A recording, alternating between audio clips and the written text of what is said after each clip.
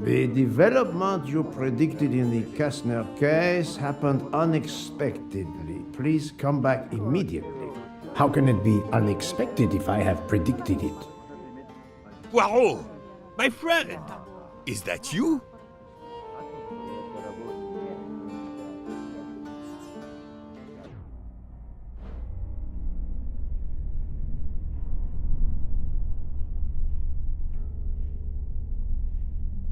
Over here, Poirot!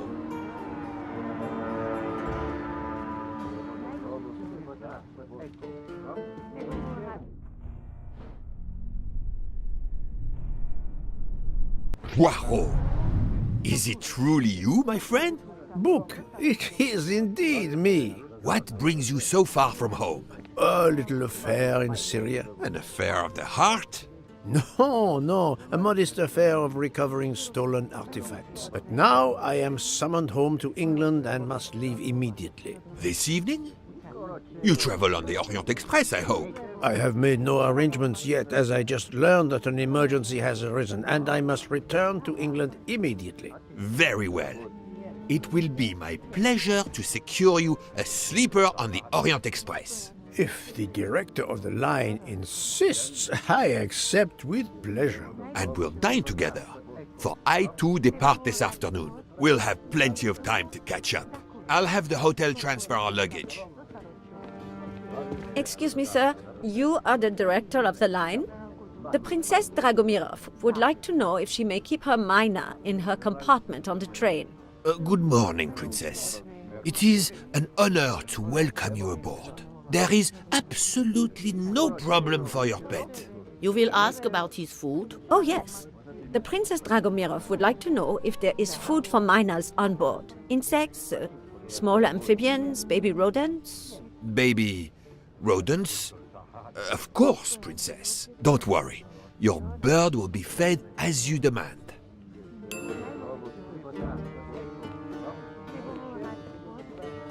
You there, desk clerk. One moment, sir. Listen to me. Call the police. My train ticket has been stolen. Stolen? Oh dear. Oh dear. You travel by the Orient Express, monsieur? Arbuthnot. Captain Archibald Arbuthnot, formerly British Army, now retired. And yes, I'm taking the Orient Express to Paris. But what business is that of yours? My name is Book. I am the director of the line at your service. And perhaps this gentleman could assist you. He is Hercule Poirot. But I must make that train. A train ticket. Yesterday I recovered artifacts worth several millions. Please, my friend. It's not just any ticket. It's an Orient Express ticket. Very well, I will investigate. Thank you, Poirot. I will arrange a car to Circeci station for us.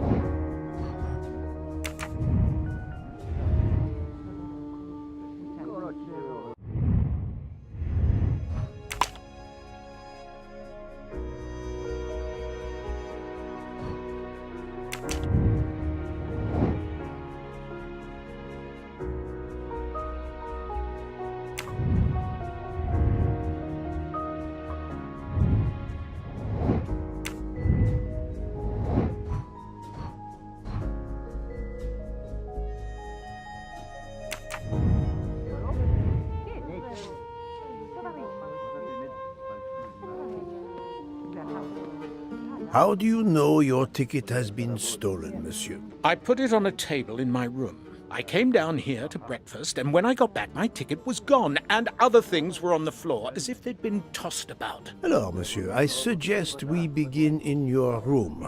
Will you lead the way?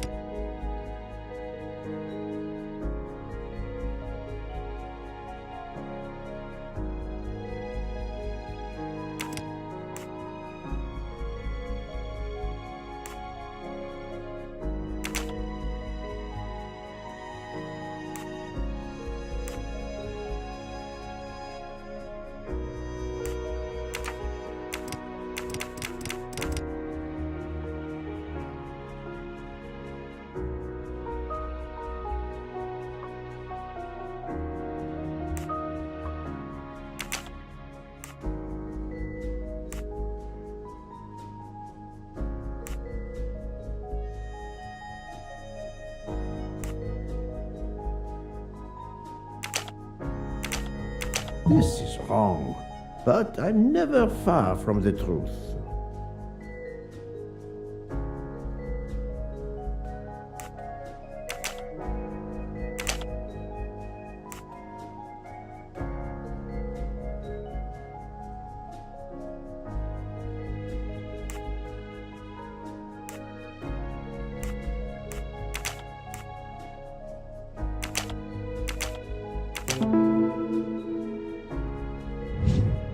That was easy.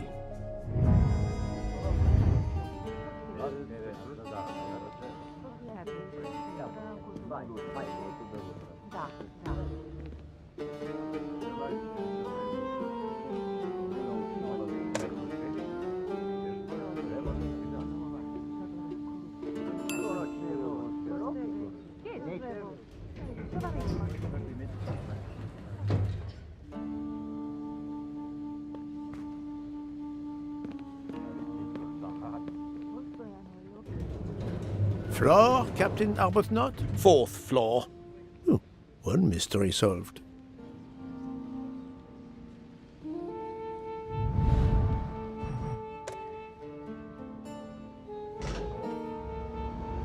I suppose I can exercise my powers of observation while we wait.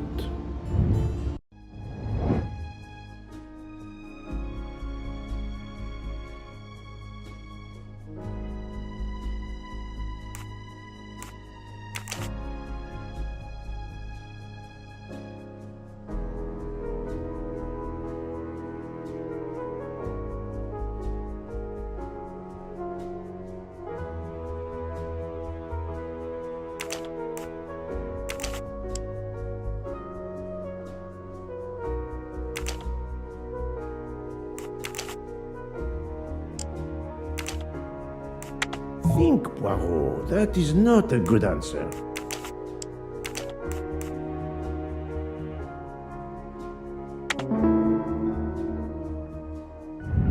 My little gray cells did not let me down.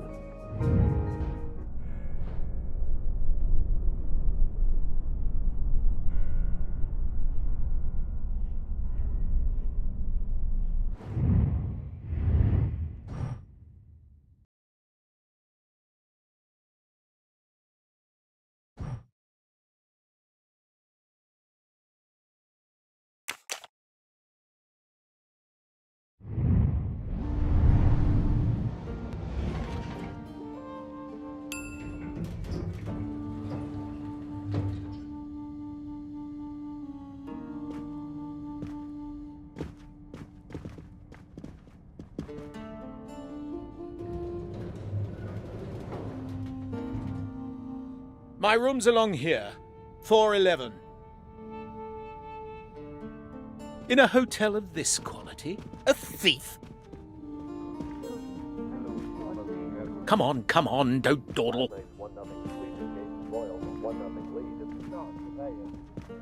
It'll be a disaster if I miss that train.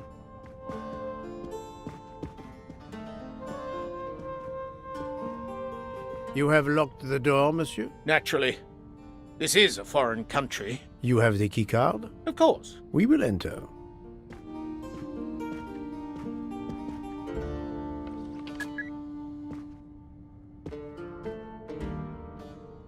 The lock has not been tampered with.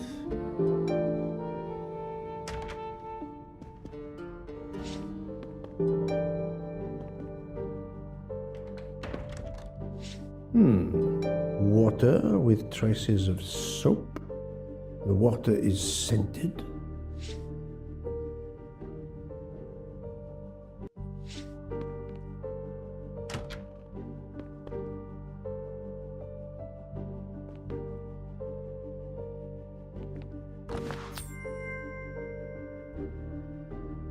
Another delightful trophy for my collection.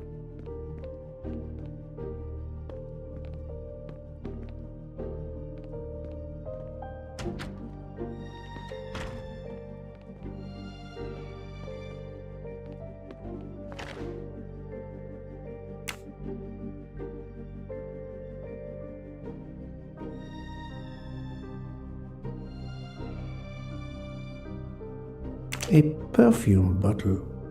Empty. Suggestive.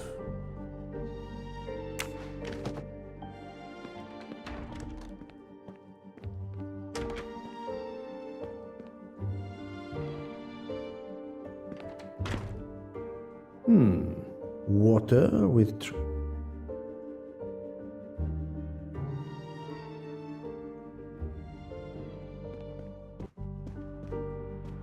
The bed is skillfully made.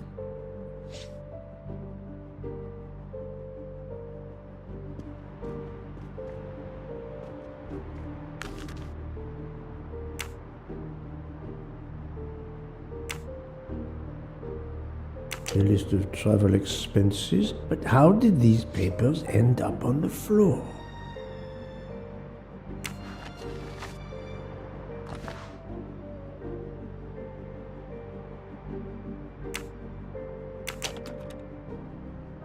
The Conspicuous Gallantry Cross for meritorious service in Iraq, yet he only retired as a captain.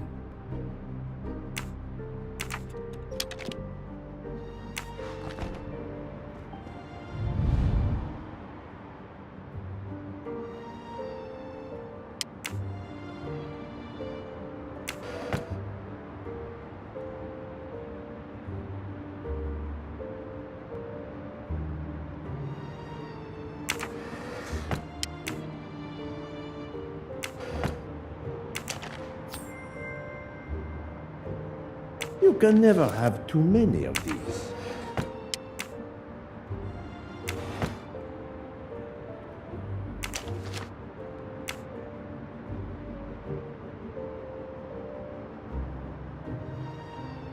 A brochure for this fascinating city.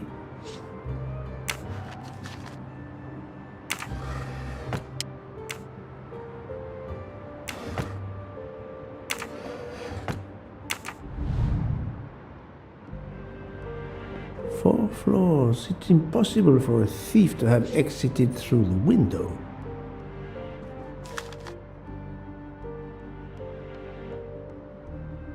A stamped reservation for the Bosphorus ferry.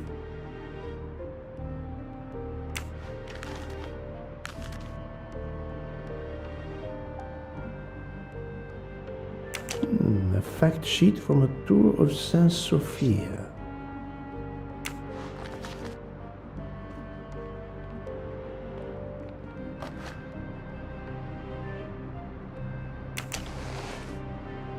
The wallet is somewhat worn. It contains just over $200 and the usual cards.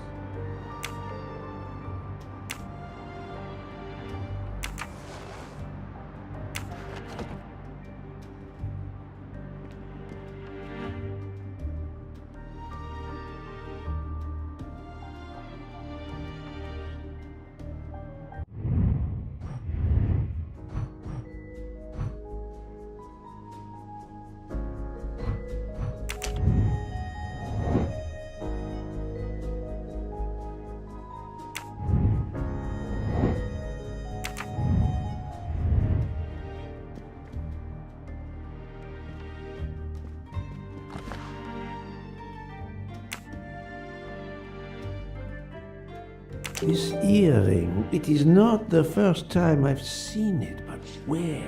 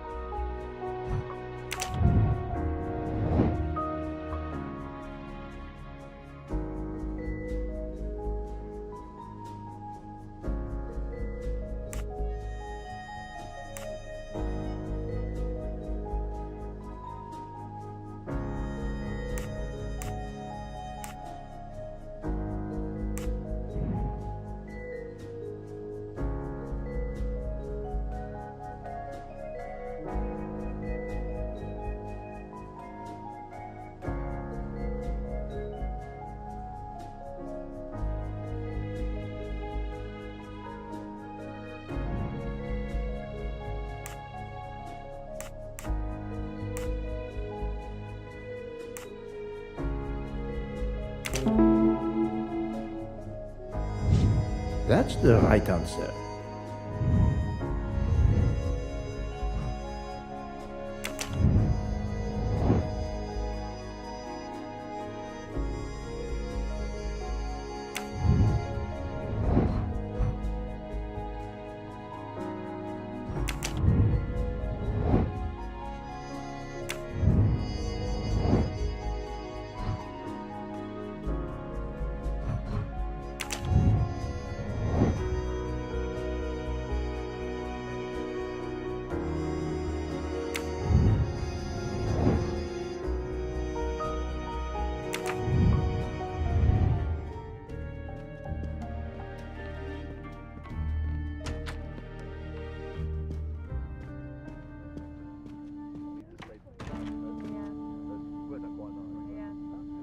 The room is apparently empty. I will leave it for the moment.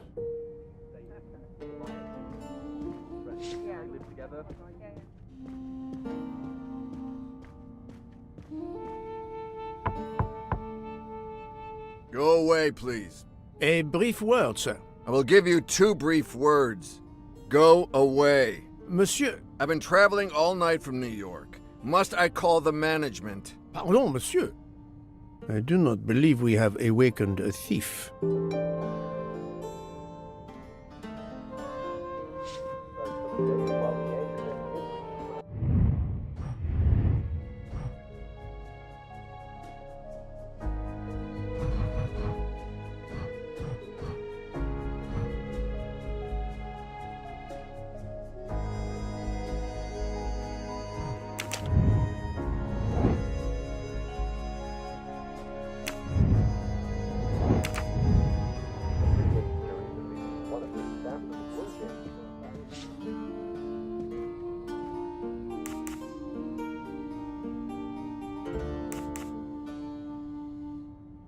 How long were you at breakfast, Captain? Half an hour or so. Just a roll and some coffee. Why was there an earring in your room? An earring? A previous guest, I suspect. I don't wear them. Did you leave the window open? No. That must be how the thief escaped. I think not. Unless the thief had wings. The bed is very neatly made, but the corners are not military style. The price we paid for this hotel? I'm not going to make my own bloody bed. Interesting pronoun, that. We.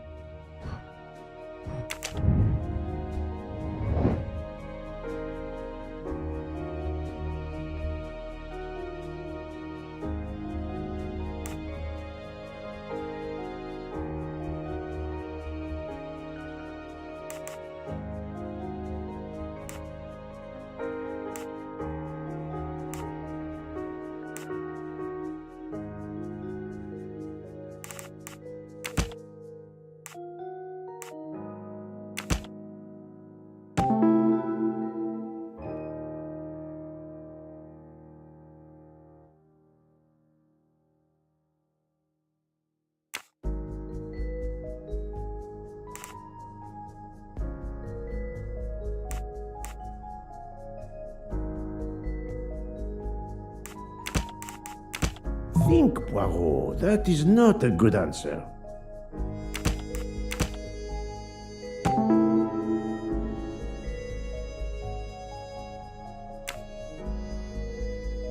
The wind probably blew the papers on the floor as it came in through the window. Moreover, the door is closed, and I found an earring on the bedside table.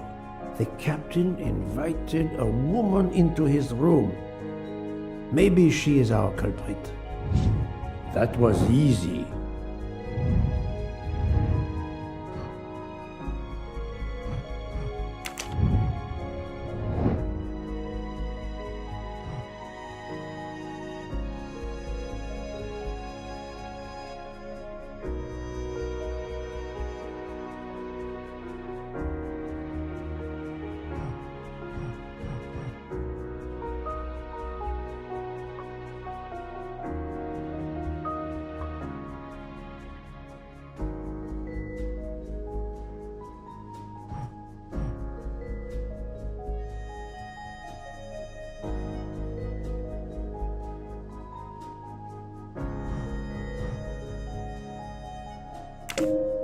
Very well, I choose to go this way.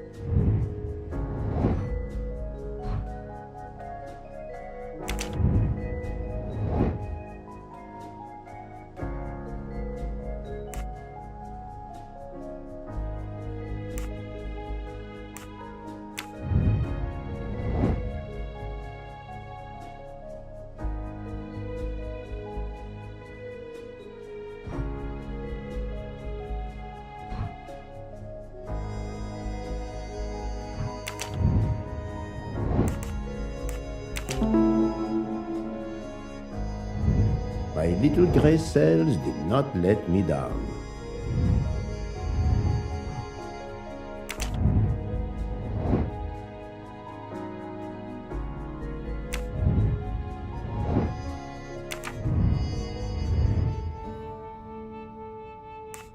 Captain Arbuthnot, I have examined your room. Much was revealed, possibly more than you expected. Rest assured we will soon find your ticket. It's about bloody time. I have a train to catch. As do I. You are traveling on the Orient Express? We? If you will be good enough to answer a few questions, we may both make our train.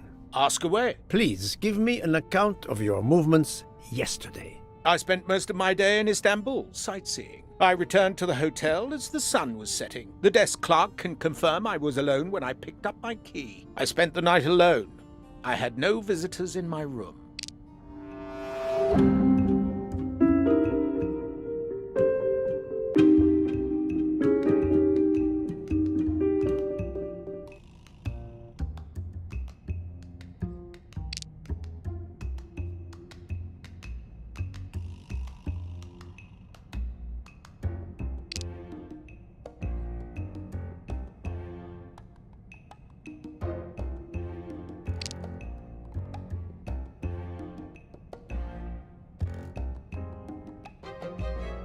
Have you told me the entire truth, Captain Arbuthnot? Of course. I want you to find my ticket.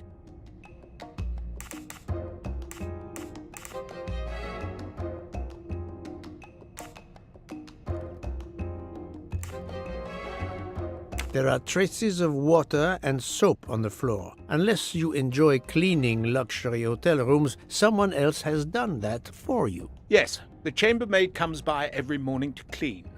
Perhaps she is the thief. The chambermaid leaves the money in his wallet, but steals a train ticket instead.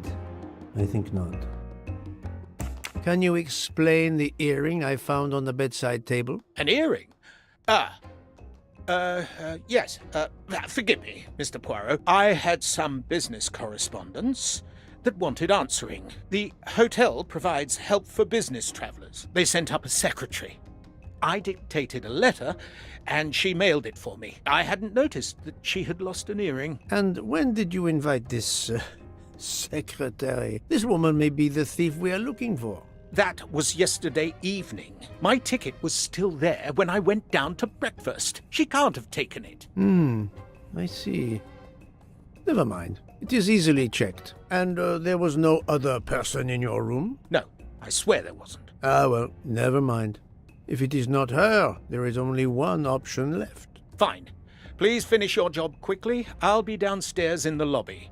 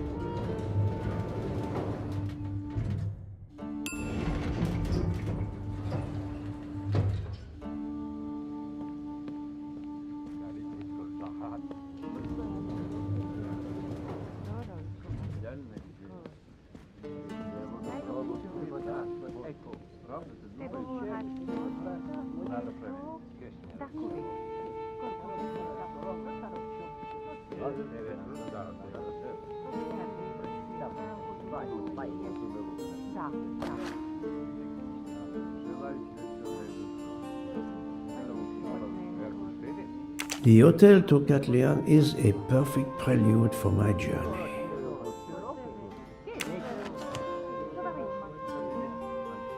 Pardon, monsieur. May I inquire when the staff begins cleaning the rooms? Every morning at breakfast time, sir. After making certain there are no guests in the room, of course. May I speak with the chambermaid who cleaned room 411 this morning? I hope you don't think that one of our staff stole the ticket. No. Do not distress yourself. We seek only information. I will summon her at once. Oh, I'd ask her to bring her laundry cart.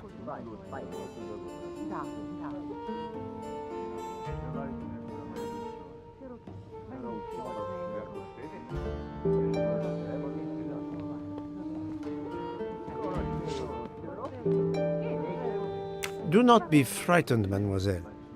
Did you clean room 411 this morning? Room 411? Yes, that is one of mine.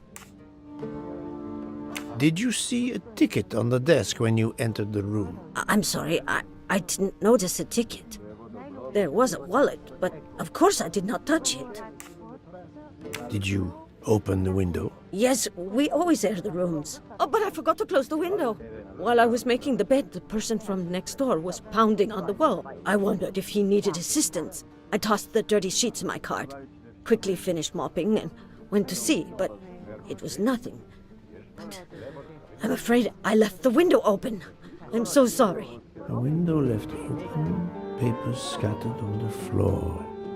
The chambermaid cleaning the room. I believe I can now visualize what happened.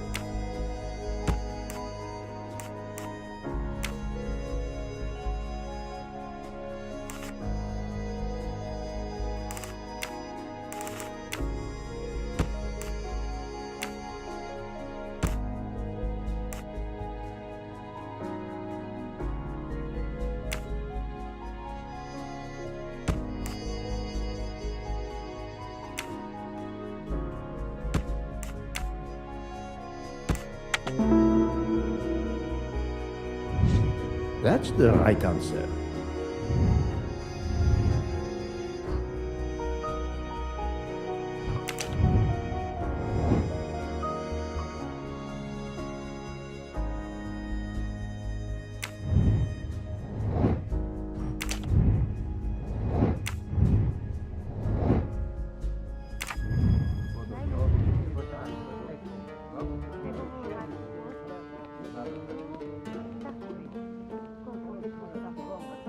Poirot is not going to touch the dirty laundry.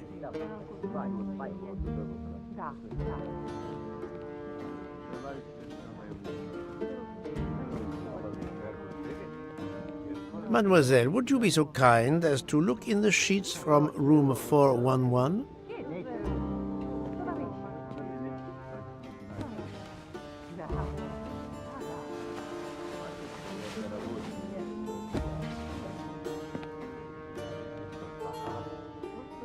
And so the missing train ticket completes its strange journey.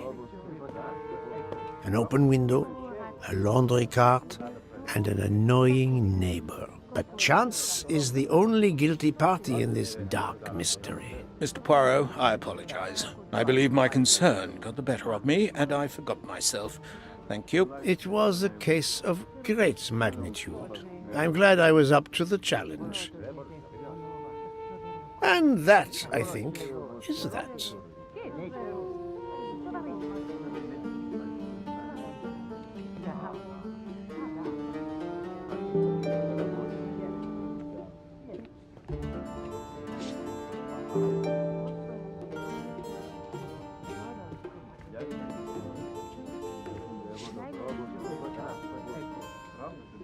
Our bags are all packed. I have my ticket and papers. If you give me yours, I'll hang on to mine. but as your secretary... As my secretary, you see to the bags, Hector. Yes. Yes, sir. That man, I have a curious impression of him, as if I were observing a wild animal, uncaged.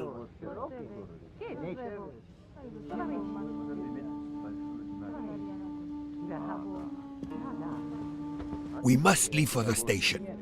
Our bags are in the taxi. Did you find the ticket? It was a case most difficult, but somehow Hercule Poirot managed. I knew you could do it.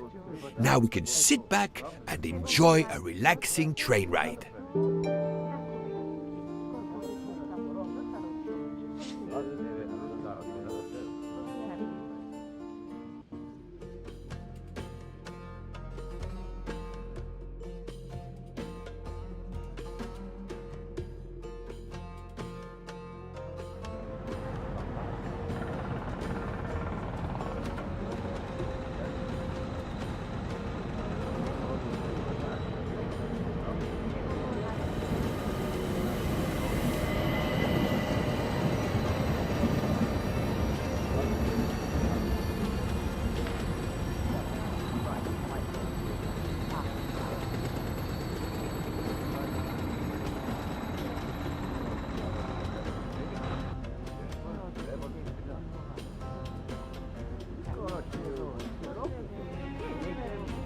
You are in luck, Poirot. Of course, no journey on this train is ever ordinary, but this is a special occasion.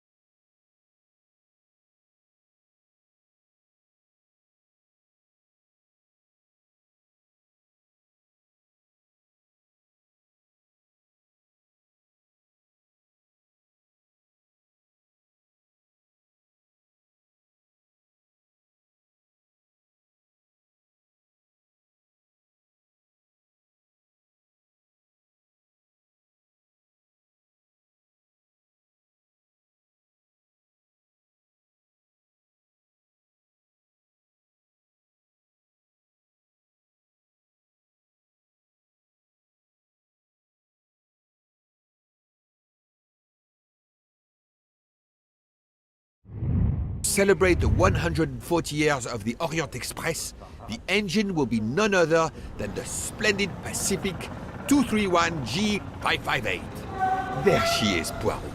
The most celebrated train in history. Oh, my eyes fill with tears of pride. It is time we were aboard, my friend.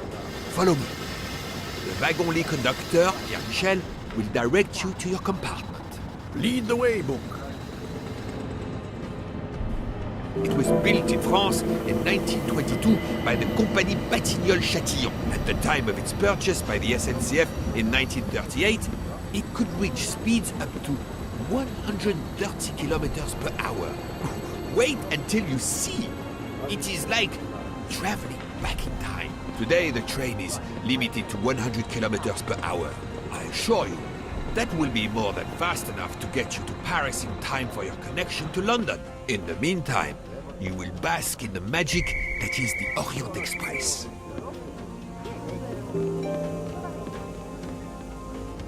Good evening, monsieur. Your compartment is number 202. However, I am afraid that all the others are already full. Full?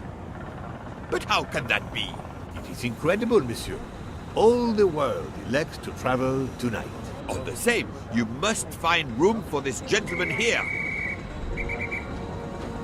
I can exercise my powers of observation while they try to find me a bed.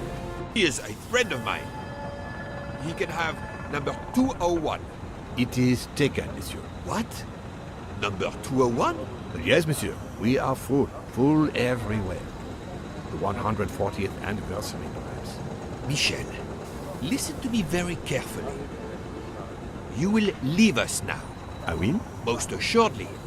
And when you return, the bed for my friend will have appeared. But, Monsieur Bouc, You will find a bed. but there are none. You do not. Why did you order so much lobster, Hotaru? My dear Freya, I need it for my specialty on the second night. And if the lobster a la mori isn't fresh, the passengers will know. We don't have enough space for my desserts. Tonight, molten chocolate cake. Tomorrow, my specialty. That is not my concern. They will not have room for them anyway. Serve your lobster tonight. Chicken a la mori must be the first night dish for the travelers. It is easier to digest. Ugh, you really are the egomaniac everyone says you are. I have every reason to be. I am the engine. You are just the caboose.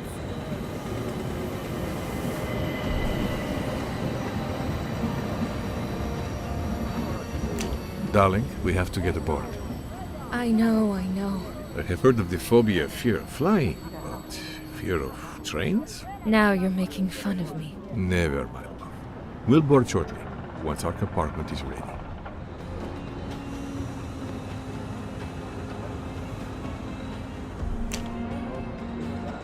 Notice the young woman from the hotel. She again wishes to watch the old man with his little friend, but not to be seen herself.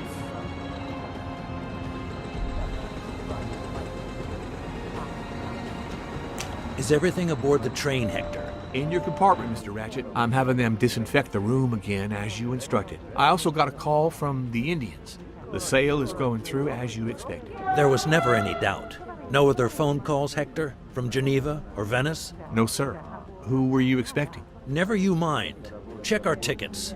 We're not going in until everything is confirmed. The young man seems quite agreeable, but the other, the older man, is something quite different.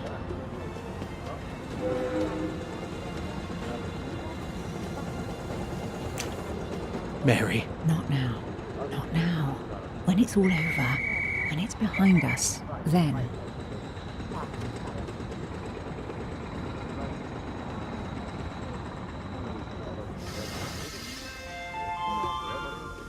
Poirot, I am mortified. The 140th anniversary, perhaps, but such a plague of passengers.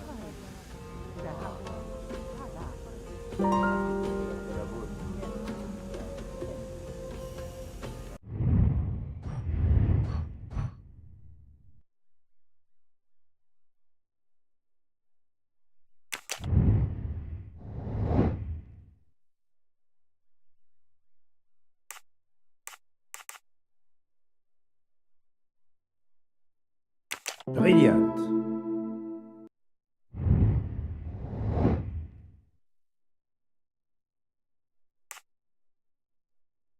Fantastic.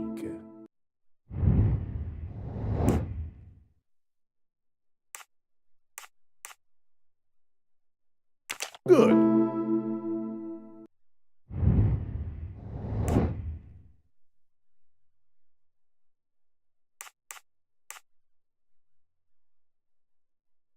I must admit I'm not right this time. Why did you order so much lobster, Hotaru? My dear Freya, I need it for my specialty on the second night. And if the lobster a la mori isn't fresh, the passengers will know. We don't have enough.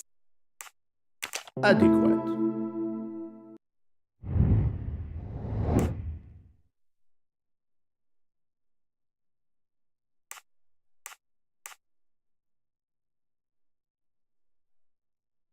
Brilliant.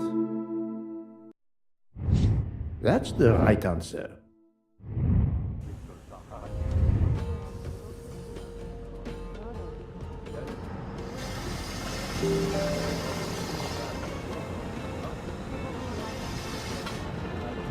Poirot, we have a solution. A gentleman has not yet come. An Englishman, a Monsieur Harris. The name of good omen. It is already time to leave. What do I care for Mr. Harris? As Monsieur pleases. I had your things sent straight to your compartment. Unfortunately, you will be with another traveler. No. Only for the first night. It cannot be helped. I will survive, mon ami. Monsieur Book, we can't find enough space in the kitchen refrigerator to store all of my ingredients. How is it possible? His recipes are extravagant. We need to leave something on the platform. If my lobsters don't go, I don't go. And have the passengers on the Orient Express go hungry? Never! Must I intervene? The problem is unworthy of Poirot, but I do not intend to starve on the most luxurious train in the world.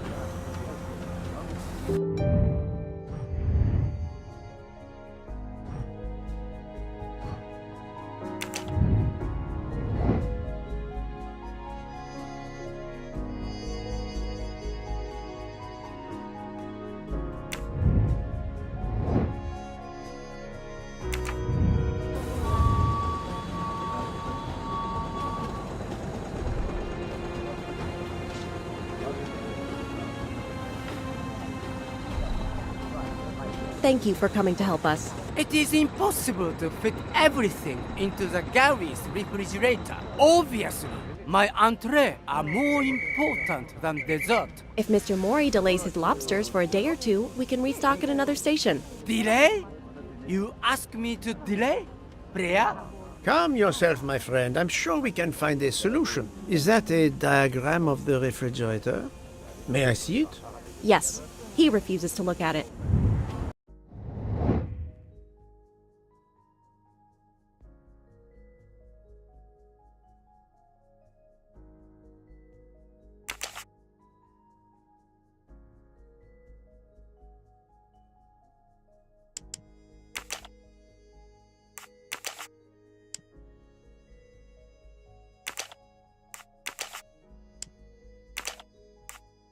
Think, Poirot, that is not a good answer.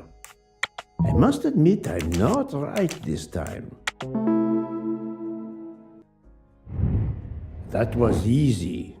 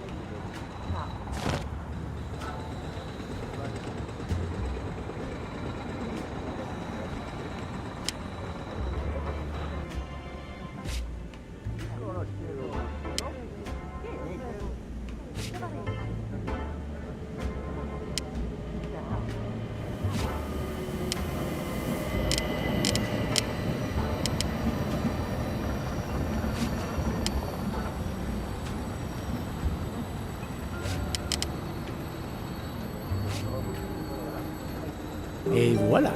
You saved tomorrow night's dinner. Mr. Poirot, I will reserve the finest lobster just for you. I look forward to it, monsieur. And to the dessert, mademoiselle. Hopefully.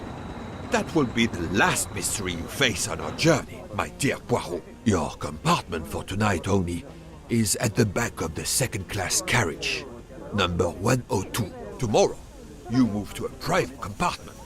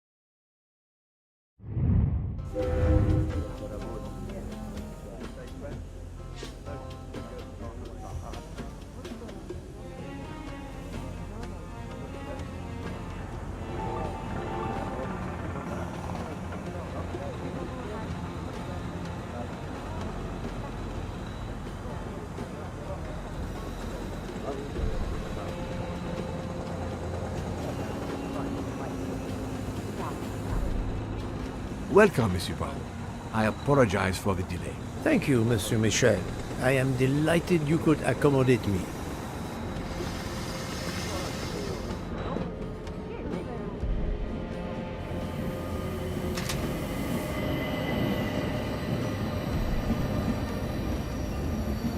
Wrong compartment. I need to find number 102. These first-class rooms are very spacious and luxurious.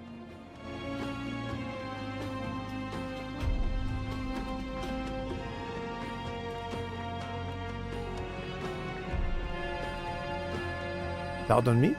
Oh, my apologies.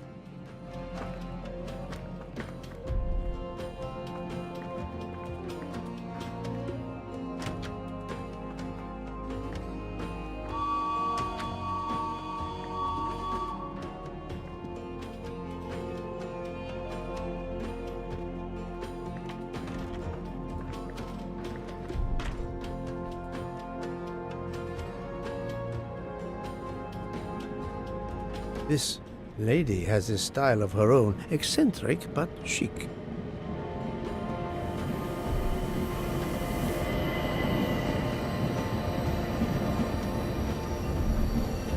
Wrong compartment. I need to find number 102. Excuse me, I think you made a mistake. You are Mr. Harris? No, my name is McQueen. There is no other berth on the train, monsieur. All is arranged. Yours is the upper berth. We start in 1 minute. The train's remarkably full. En voiture!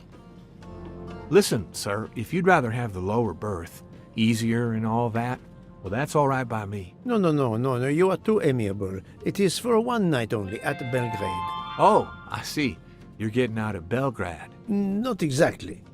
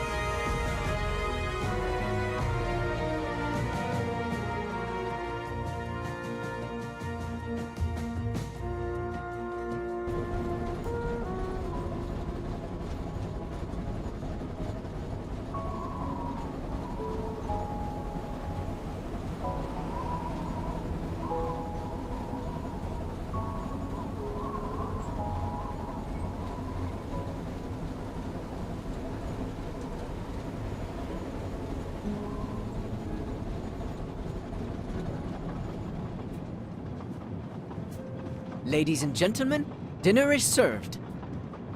You may join the rest of the passengers in the dining car.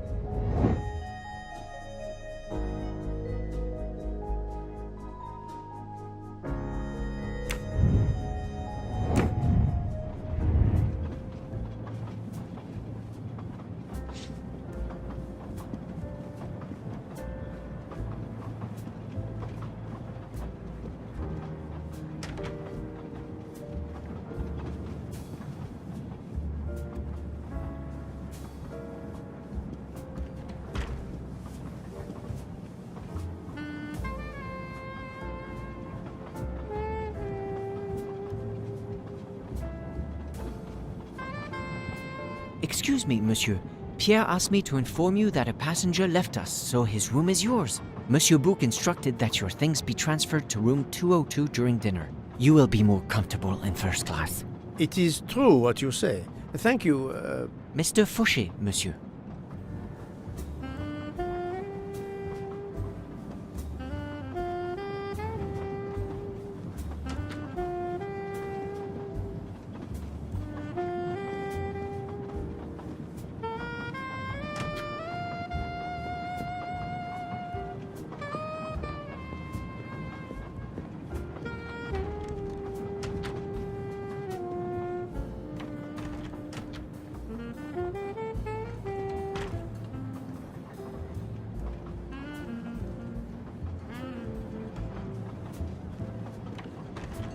Please, my friend, join me. I have taken the liberty of ordering you your lobster. Thank you. It appears our fellow passengers are all gathered here again tonight. Ah. If I had but the pen of a Balzac, I would depict the scene. Oh, it is an idea, that. Ah, you agree. It has not been done, I think, and yet it lends itself to romance, my friend. All around us are people of all classes, of all nationalities, of all ages. For 3 days, these people, these strangers to one another, are brought together. They sleep and eat under one roof. They cannot get away from each other. At the end of the journey, they part. They go their several ways, never perhaps to see each other again. Certainly it interests us, inviting us to watch and wonder about their lives.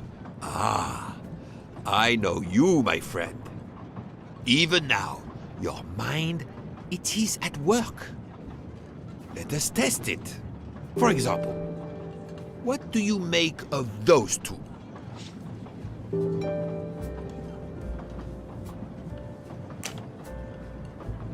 I was visiting my daughter. She works at the American Embassy in Istanbul. I told her she'd never find a husband there. Since I wanted to see Paris on my way home, she told me I should take this high-class train. I can't wait to see Paris. It looks beautiful in the movies, but it couldn't be more beautiful than Schenectady in the good old US of A. That's where I'm living now. And you, Miss Debenham, was it? Where do you hail from? I was born in the UK. Oh, that's in England, isn't it? What do you do for a living? I teach English to children in other countries. I see. Oh, I wish I spoke a foreign language. My daughter speaks several languages. Let me tell you about her work. It's very important.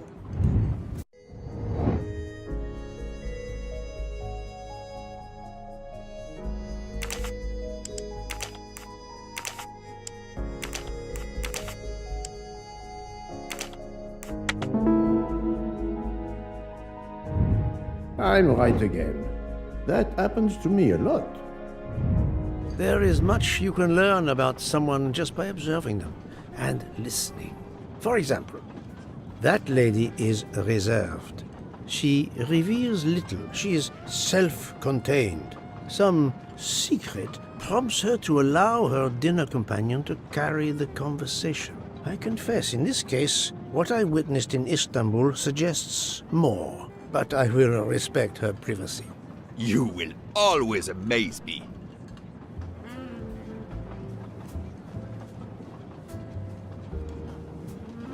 Mamma mia, you can feel the power of engine. We climb into the mountains with ease. I know something about the power, and this baby has it in spades. There's something special about a train, I'll give you that.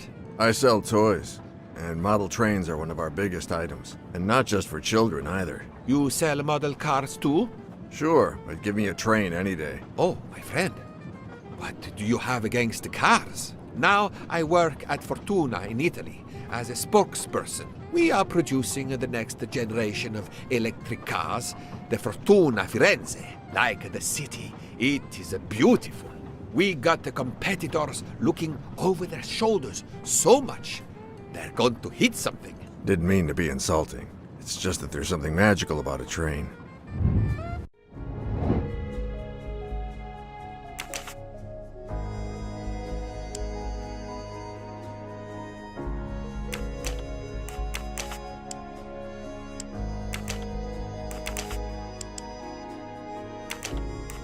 Think, Poirot. That is not a good answer. No, not good.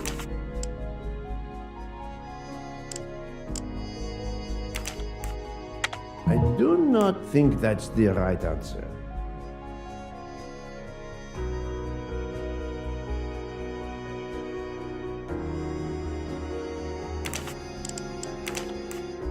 This is wrong, but I'm never far from the truth. We climb into the mountains with ease. I know something about the power, and this baby has it in spades. There's something special about a train, I'll give you that. I sell toys, and model trains are one of our biggest items. And not just for children either. You sell model cars too? Sure, but give me a train any day. Oh, my friend. What do you have against the cars? Now I work at Fortuna in Italy as a spokesperson. We are producing the next generation of electric cars. I must admit I'm not right this time.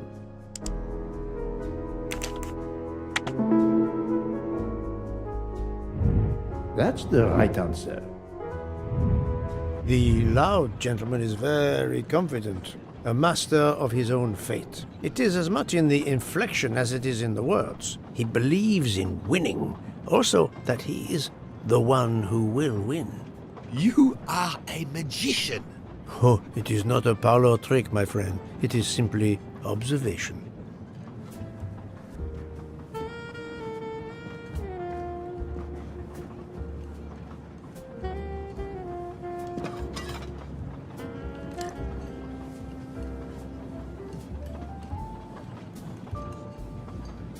My friend, this is one of the best desserts I have ever eaten.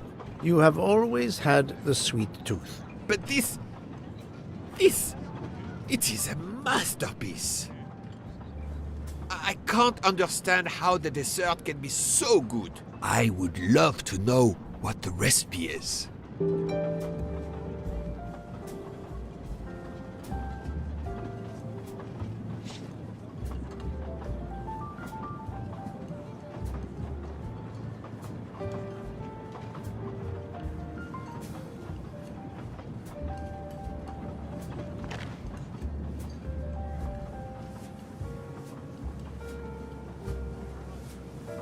I couldn't tell what flavor the ice cream is.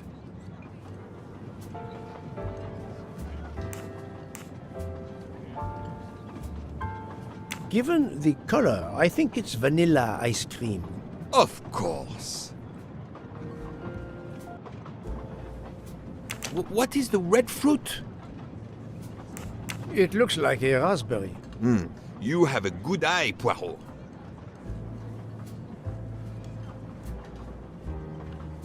The biscuit is the foundation of the dessert. All else is built upon it. What do you think?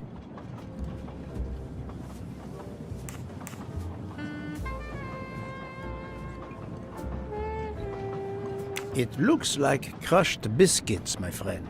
Finely observed, indeed. Poirot, I am embarrassed to ask you a great favor. My friend, I am on this train due to the great favor you have done me. How may I assist you? This dessert is sublime. If only I had the recipe. Unfortunately, the pastry chef, Miss Nielsen, she will guard her secrets. But you, my friend, I am sure you could make her confess. You wish me to persuade the pastry chef to give up her recipe? You who are the expert at interrogation. Book, it is a dessert.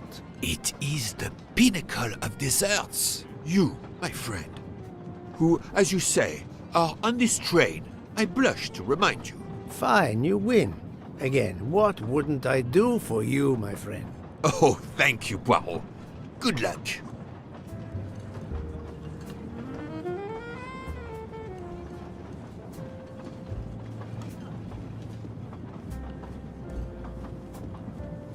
Good evening, mademoiselle. Good evening, sir.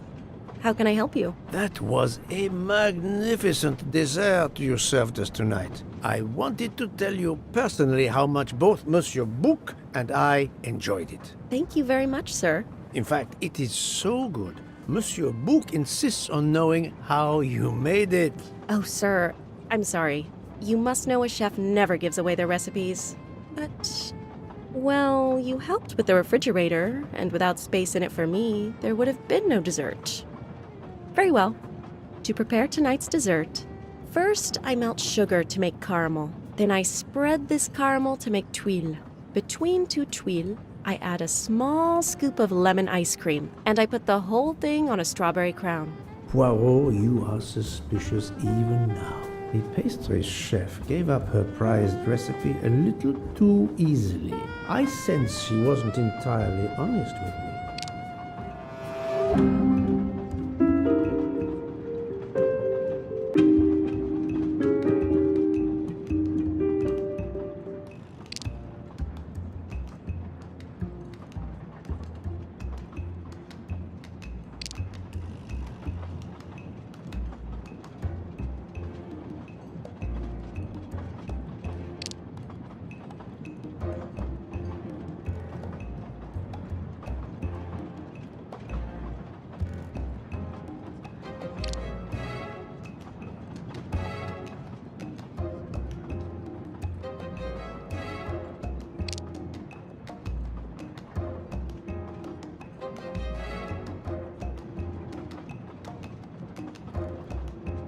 Thank you for sharing your recipe with me, but I doubt those are strawberries you're using. Oops.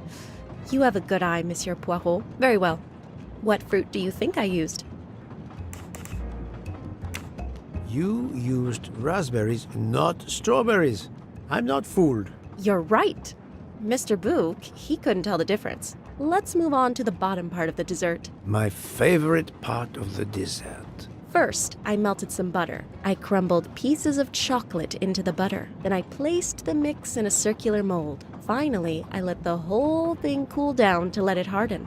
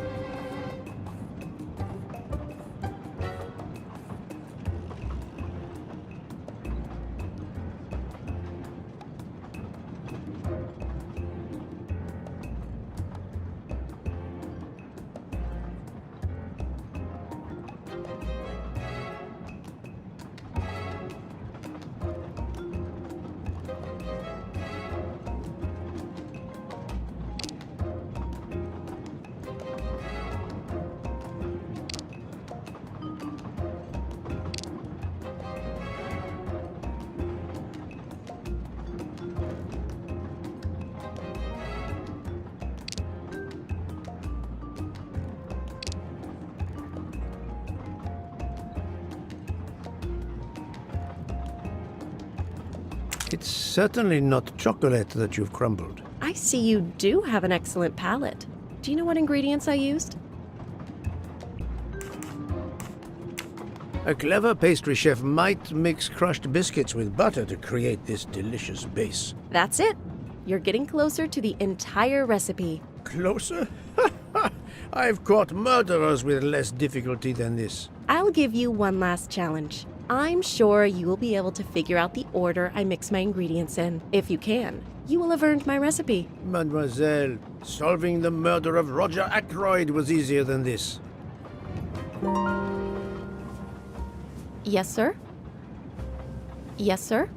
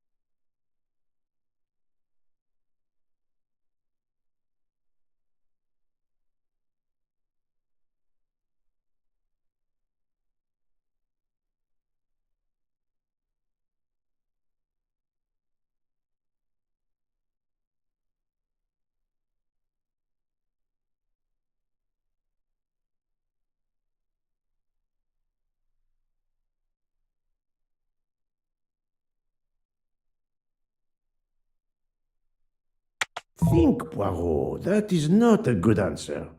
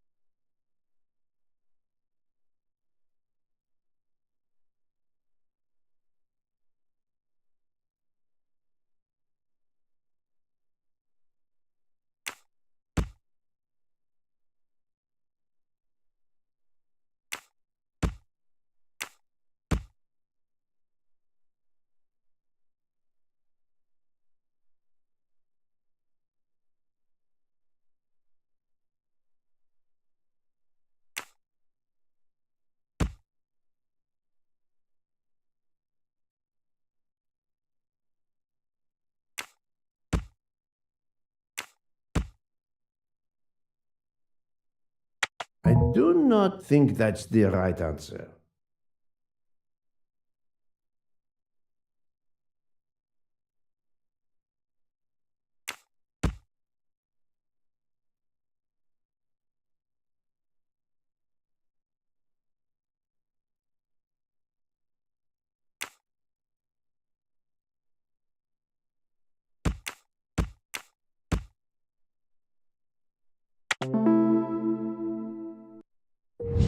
I'm right again. That happens to me a lot.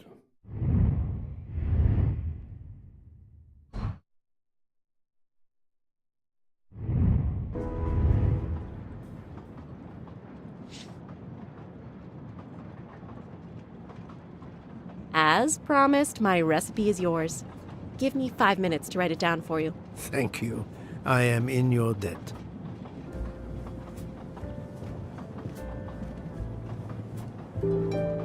I can take advantage of this moment to resume my little observations of the passengers.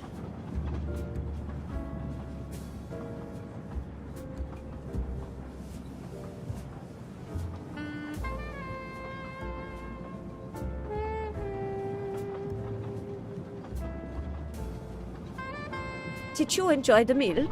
I'm not used to meals like this. You do not have good restaurants in Kenya? Actually, we do.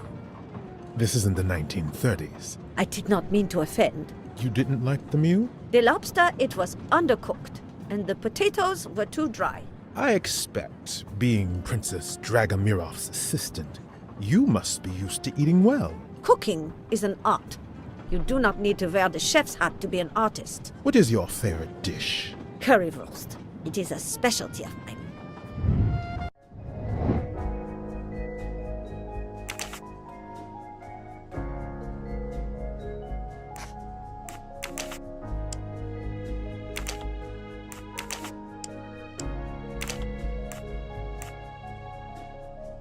I must admit I'm not right this time. I'm right again. That happens to me a lot.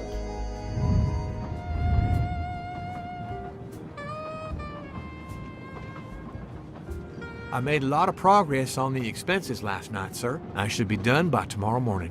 You're supposed to be a fast worker, Hector. Sorry, sir. Working here is not as comfortable as in our office in Boston. You're lucky to ride in a train like this.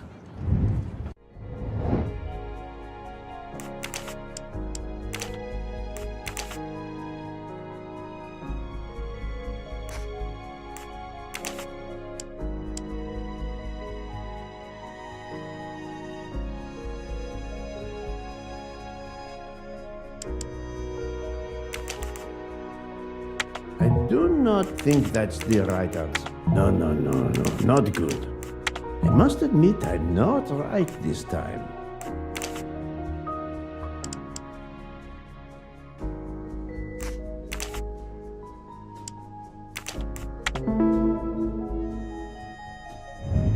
Et voilà.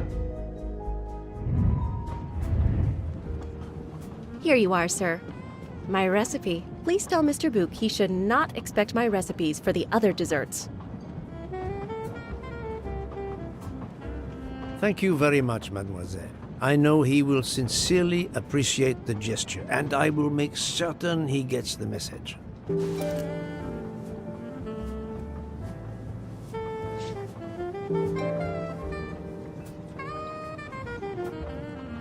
Poirot, you were gone such a long time. It proved more challenging than I expected. This is wonderful. Did it require the use of your little grey cells? More the exercise of my little taste buds. Thank you so much, my friend. Eat your dessert. You've earned it.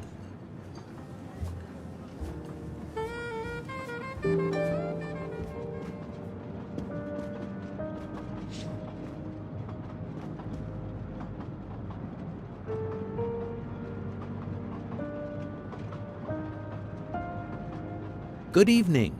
My name is Ratchet.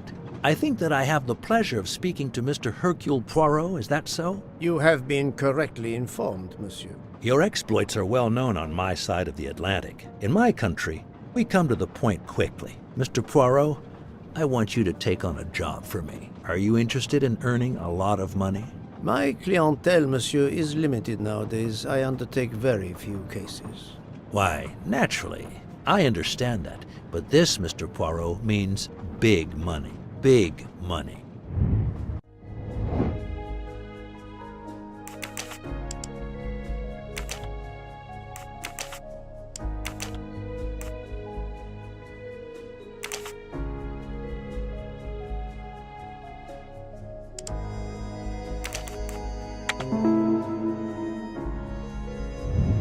That was easy.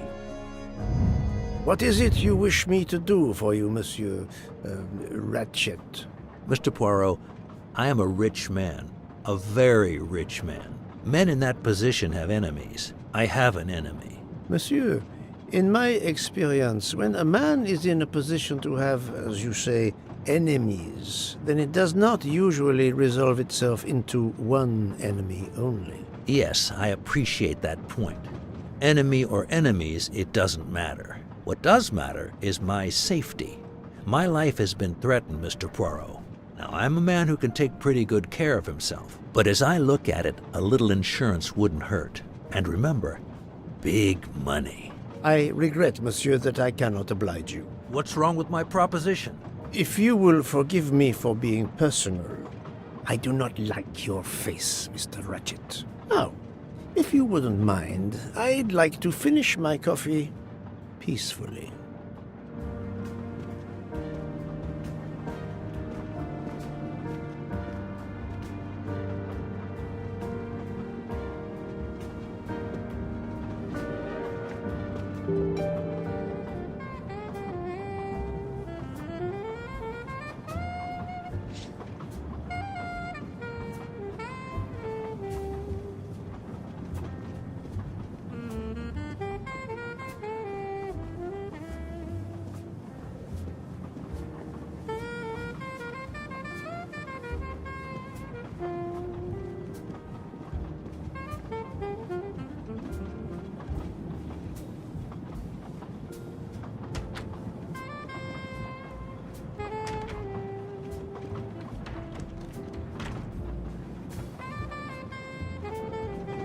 A nightcap, Monsieur Poirot? A cup of coffee, Monsieur Fauché. Then I will retire to my new compartment. I am sure you will find it to be most comfortable.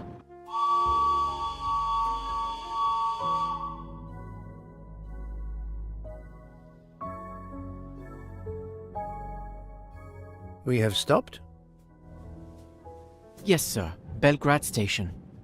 If you'd like to go out and get some fresh air, now is the time. The train leaves at 9:15. No, I see that it is snowing. I will not seek out the fresh air. Probably a wise decision. May I suggest a chocolate to accompany your coffee? It is produced by my father, the best chocolatier in Switzerland. I would never refuse a chocolate with such high recommendation. I know you will enjoy it, and please let me know if there is anything else you require.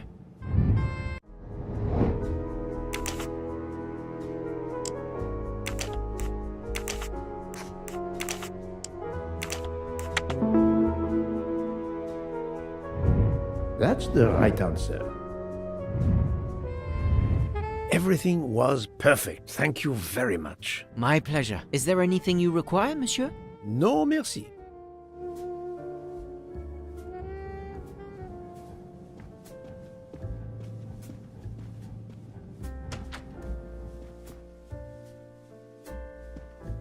Why, I thought you'd left us. You said you were getting off at Belgrade. You misunderstood me. But, man, your baggage, it's gone. It has been moved into another compartment, that is all. Oh, I see.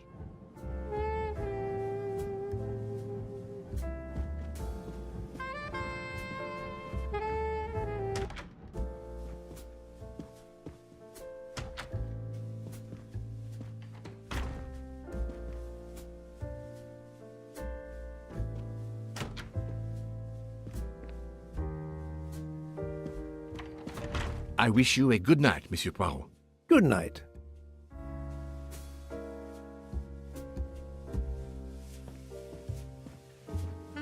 I hope you'll sleep well and that your head will be better in the morning. It is just the cold. I'm now making myself a cup of tea. I hope it'll warm you up. I hope so. Good night. Well, good night, my dear. What a brave girl. On the other hand, that man there in the next cabin, Monsieur Ratchet, he scares the hell out of me. There's something wrong about that man. My daughter always says I'm very intuitive. When Mama gets a hunch, she's dead right. That's what my daughter says. And I've got a hunch about that man. He's next door to me, and I don't like it. I put my bags against the communicating door last night. I thought I heard him trying the handle. Well, whoever you are, I'm going right to bed to read. Good night. Good night, madam. Whoever I am?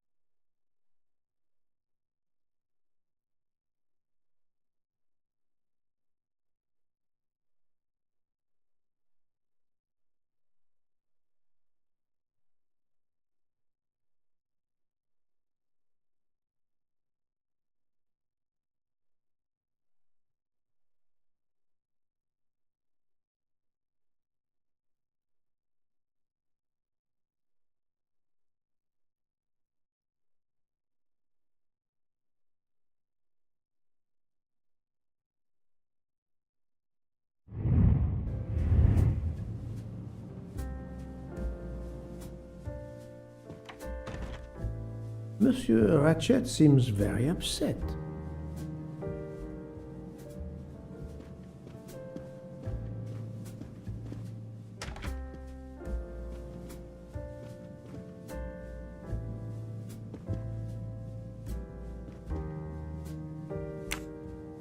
Ah, finally a real bed fit for a king or a very tired detective.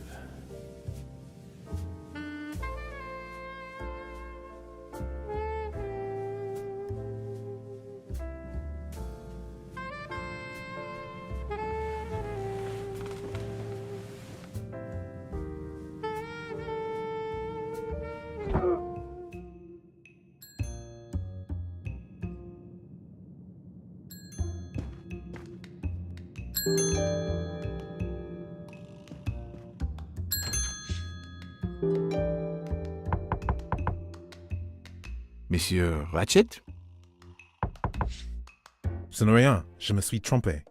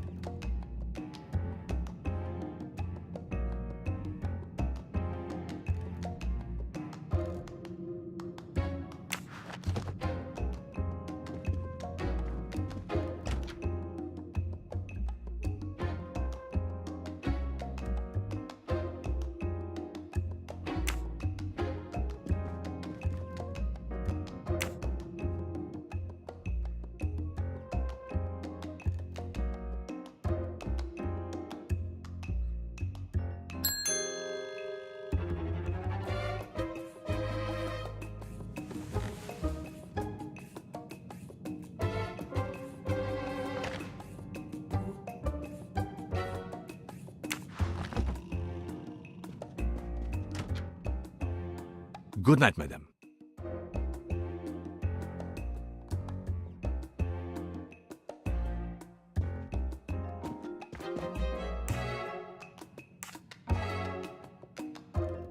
The American lady? Yes, don't worry. You'll know how Mrs. Hubbard is. Imagine to yourself the time I have had with her. She insists, but insists, that there is a man in her compartment. Just imagine it, monsieur. In a space of this size, where would he conceal himself? I argue with her. I point out that it is impossible. She insists. She woke up and there was a man there. And how, I ask, did he get out? And leave the door bolted behind him? But she will not listen to reason. That one does not leave time to listen. The train has stopped, Mr. Michel? We have run into a snowdrift. Heaven knows how long we shall be here. I remember once being snowed in for 7 days. Where are we? Between Winkowski and Brod. Oh la la. It's time for me to go back to bed. I wish you a good night, monsieur. Or what is left of it.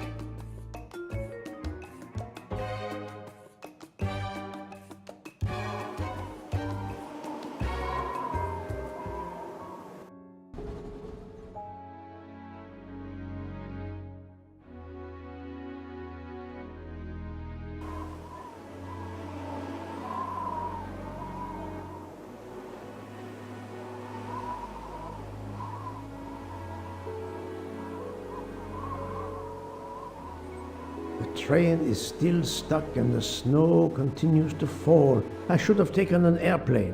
Well, I must make the best of it and join the other passengers for breakfast.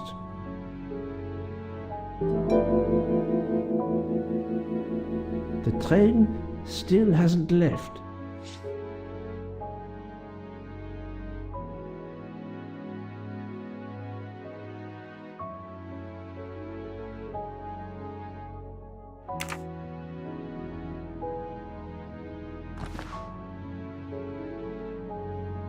The mustache comb to tame unruly knots.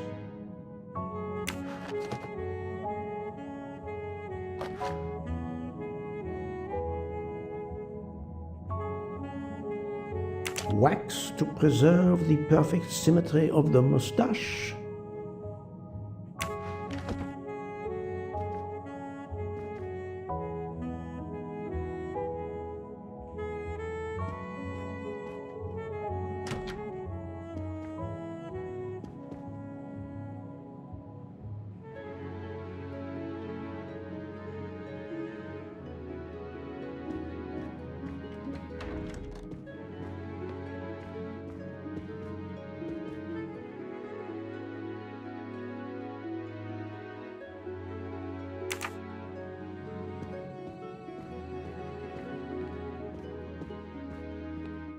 Good morning, Monsieur Michel.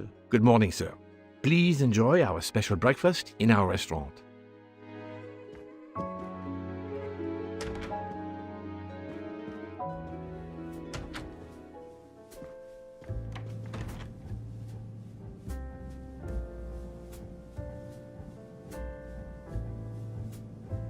This delay is intolerable.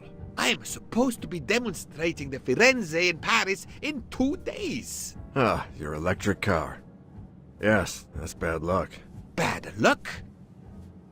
If I miss that demonstration, I'll be in deep trouble. Just text your people in Paris and warn them. Of course I tried that, but there is no network service in these mountains.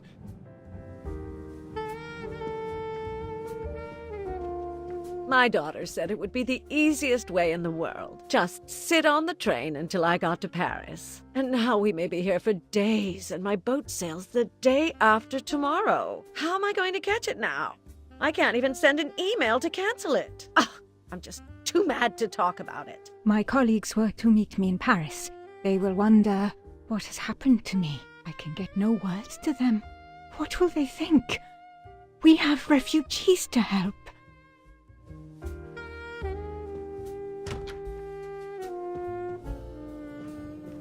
Good morning, madam.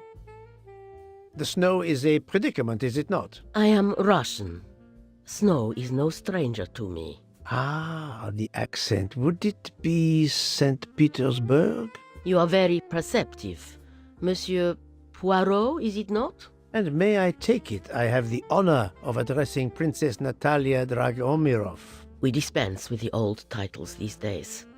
My husband, all of my past, was taken from me by these Stalinists. When they were gone, I became director of the St. Petersburg Museum of Antiquities to restore and preserve what I can of my country's history. Still, the delay must be vexing. If I must be late for my appointments, then they will wait. I know that I would certainly wait, madame. It has been my extreme pleasure to make your acquaintance, madame. Au revoir, Monsieur Poirot. A beautiful piano. What a luxury. Pity there's no one to play it. Mademoiselle, you are not concerned about the train stopping? What can one do? Indeed, this does not make the train move. You have great strength to remain calm at a time like this. I know one far, far stronger than I. And that is? Well, that old lady, for instance. You have probably noticed her. She just has to lift her little finger and ask for something in a polite voice, and the whole train runs. It runs also for my friend Monsieur Bouc, but that is because he is a director of the line, not because he has a masterful character. You don't have to have a strong will when you have power. But I suspect I did not need to tell you that, Mr. Poirot. Mr. Poirot. Good morning, Mr. Fauché. You have early customers, I see. Yes, I am stuck serving here as well at breakfast. Everyone is impatient. They keep complaining that the train is not moving, as if I could get out and push it. It's too early for me to order a boxcar. That is the appropriate drink, I believe. A gin, triple sec, lemon and grenadine mix. A drink for a train indeed. But not perhaps for my breakfast. I think I will settle for an omelette. Good luck, sir. Miss Nielsen is helping to serve in the dining car.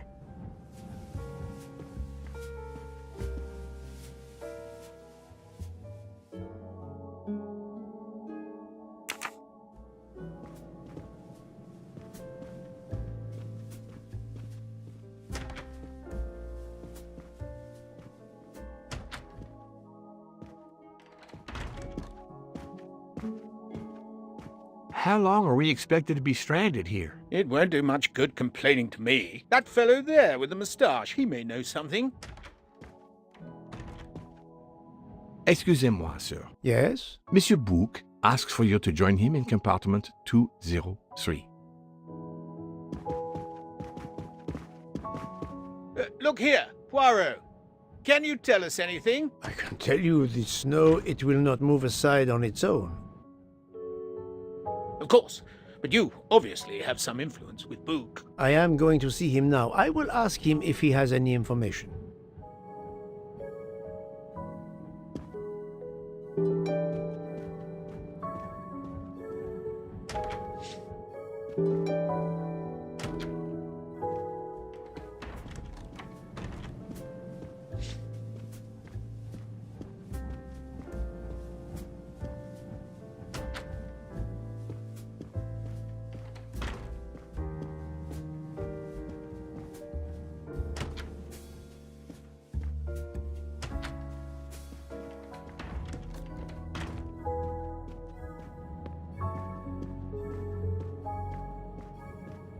Ah, my good friend, come in.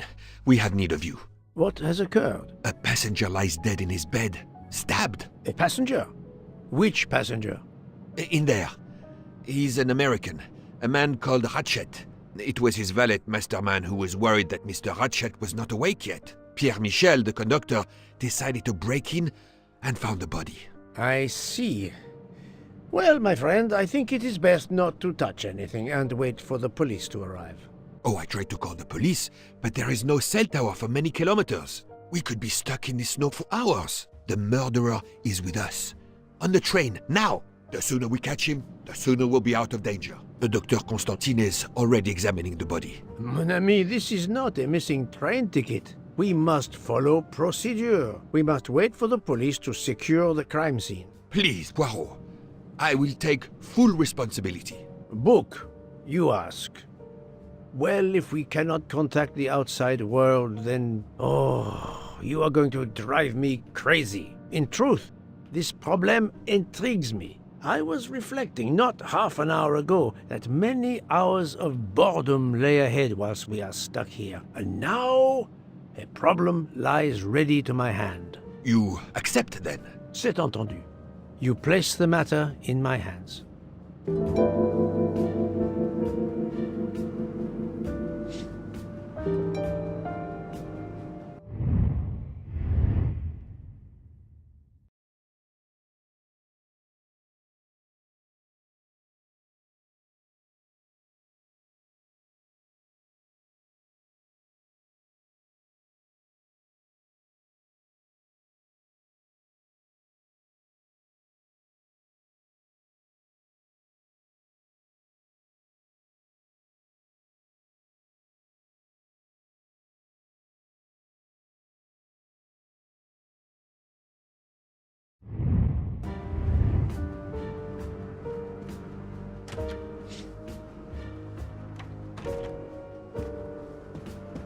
Mr. Poirot, I am Dr. Constantine. Forgive me, Doctor. You are a medical examiner? No, but I have assisted in post-mortems at Nairobi Hospital, where I am a teaching fellow. I am familiar with your excellent institution. I do not intend to perform a full autopsy, but a preliminary examination should be of some use. Of course. May I have a look? Then we can compare notes. Please. If you need any help, I won't be far away.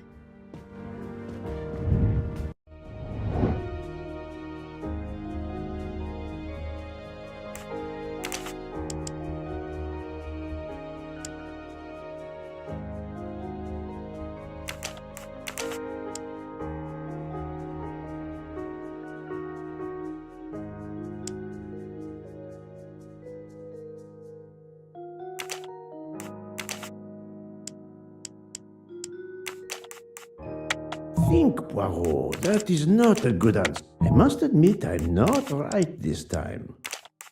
This is wrong, but I'm never far from the truth.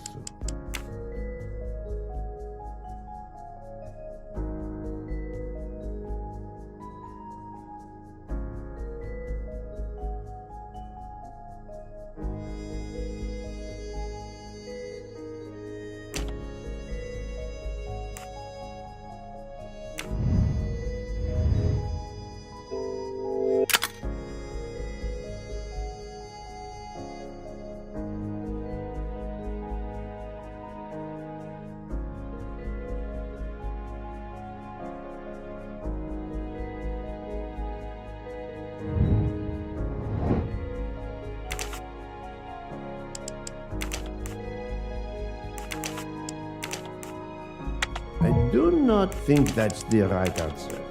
No, not good.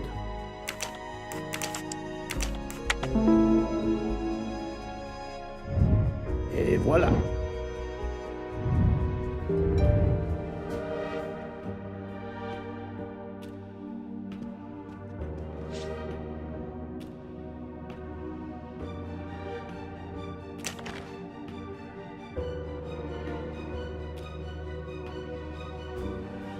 A handkerchief. There's a letter H embroidered on it. I'll take photos.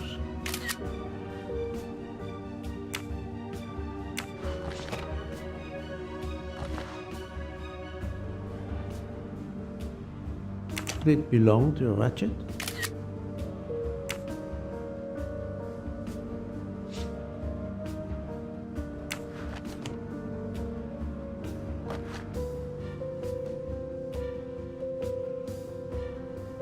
I'm sure I will find some interesting things inside.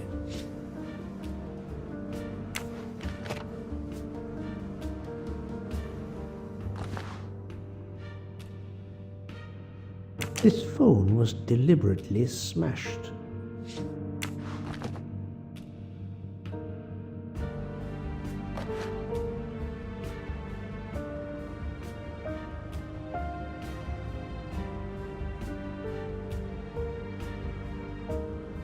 Last night, Monsieur Ratchet said he takes precautions. I see now what he meant.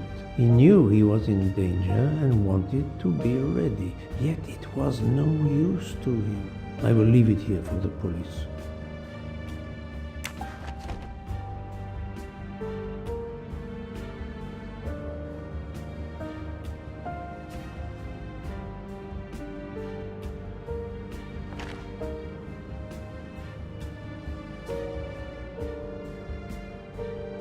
The watch is broken, the hands are stopped at 1:15 a.m. One would expect that to be the time when the attack occurred.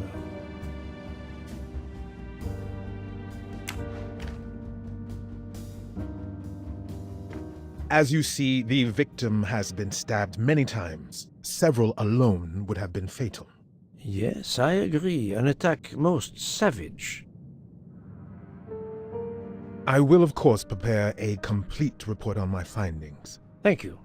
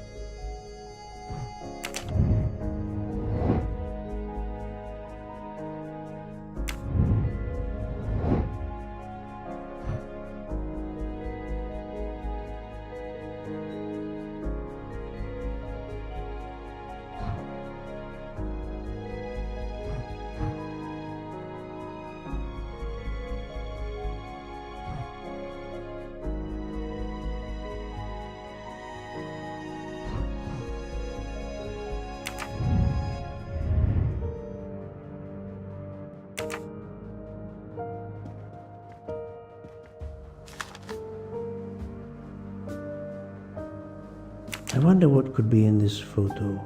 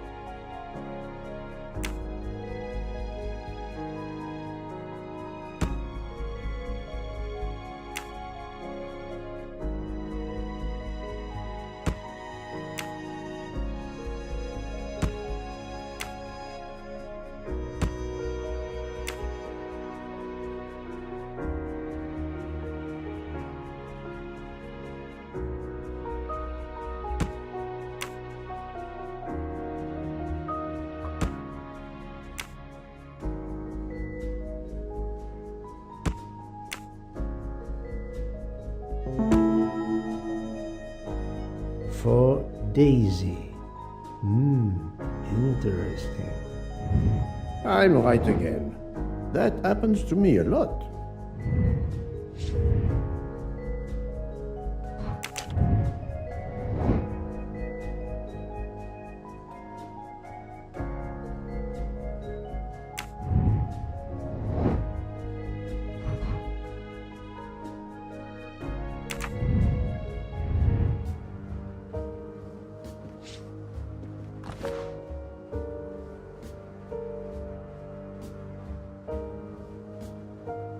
A box of sleeping pills.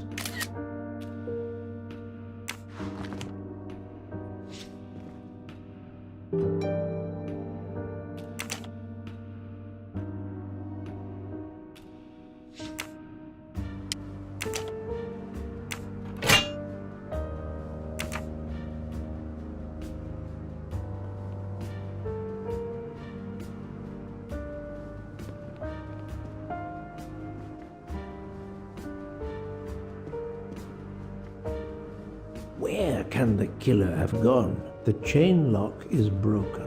Monsieur Michel told me that he broke the chain on the door to get into the room.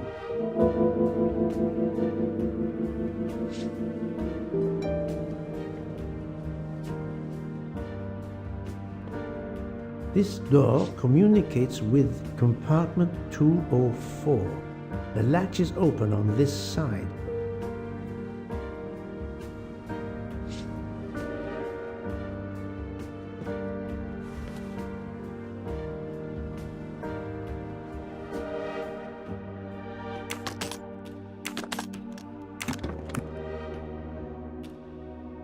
Expensive clothing, recently laundered.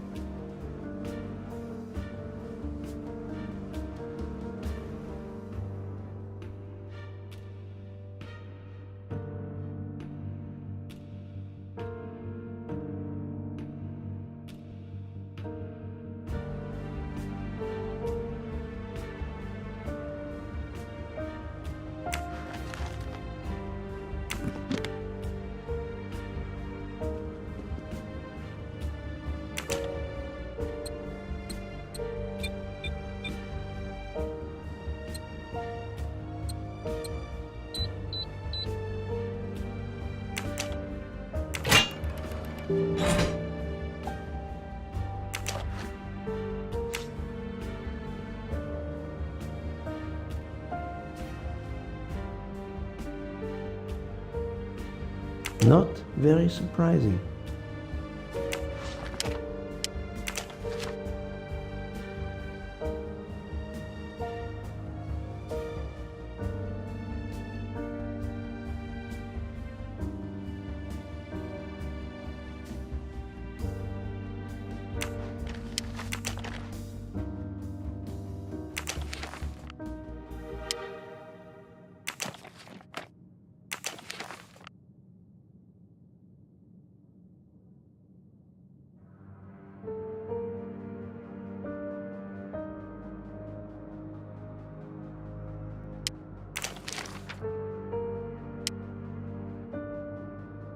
Ratchet had an appointment he will never keep.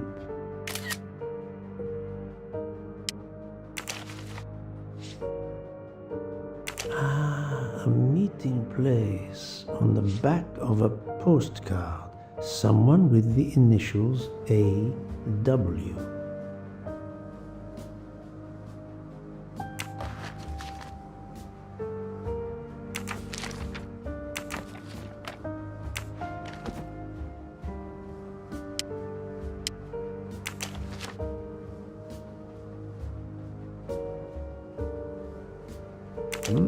Unusual letter, this.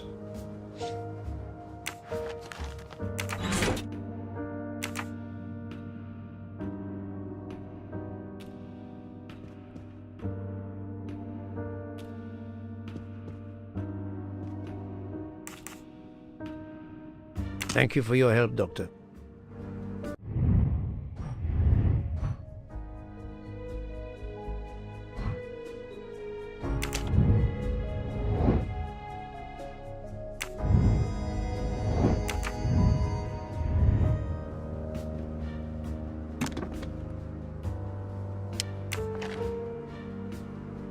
Not exactly the reading material one would expect of a man like Ratchet.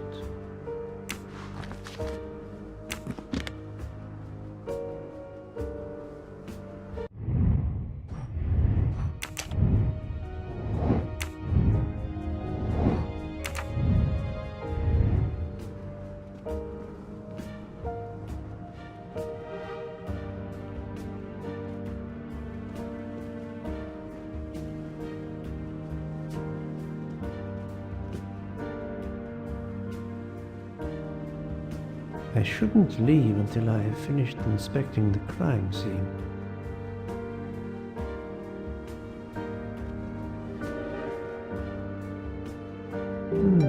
The snow is falling only lightly this morning. The murderer would have left tracks in the snow if he had jumped out the window.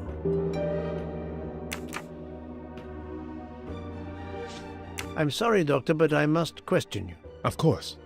I must be considered under suspicion like everyone else. May I know your movements last night? I share compartment 101 with Mr. Booth. He would not stop talking about his beloved train. I listened to him for hours talking about his Orient Express. My friend Book will no doubt confirm this.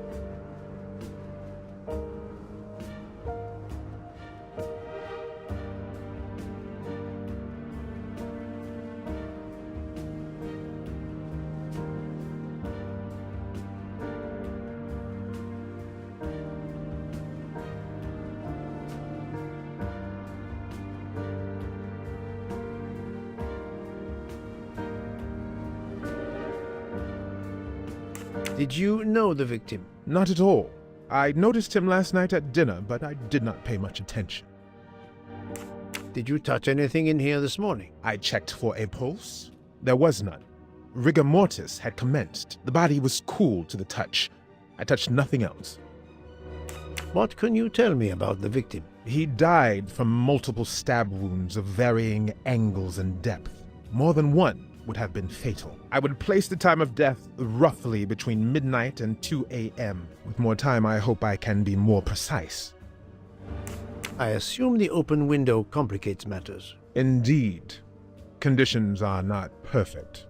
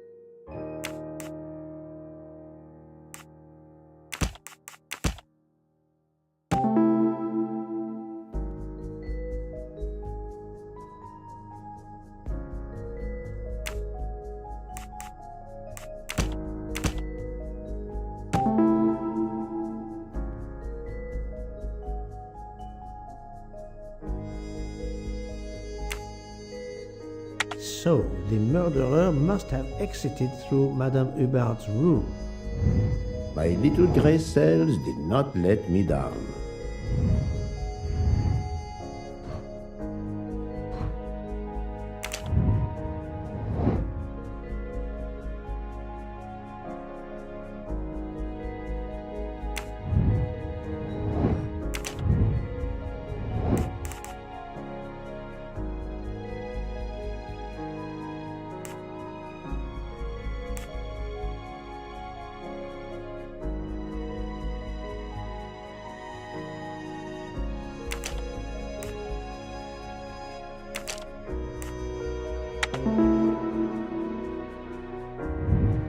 That was easy.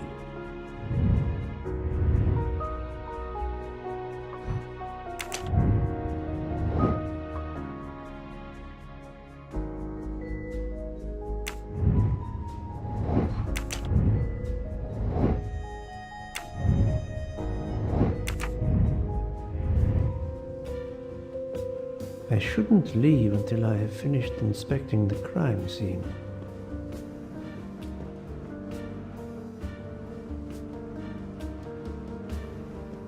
I shouldn't leave until I have finished inspecting the crime scene.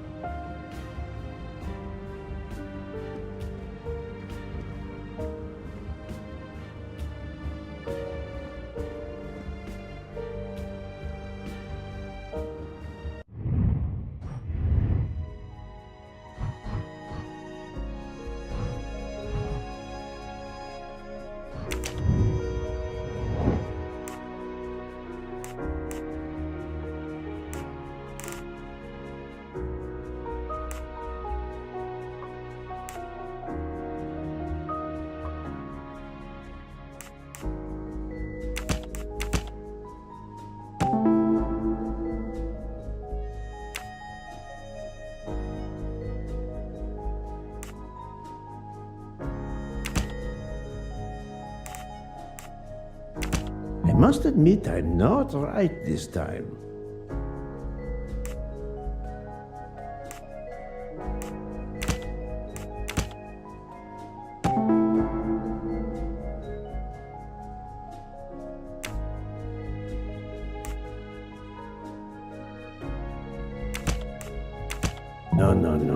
Not good. Think, Poirot. That is not a good answer.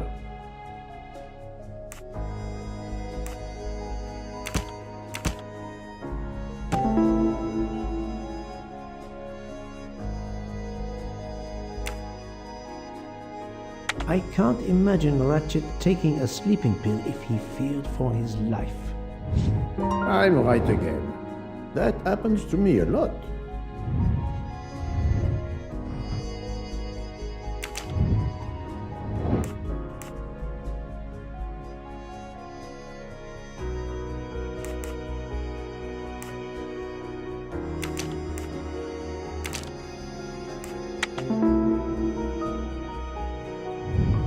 That was easy.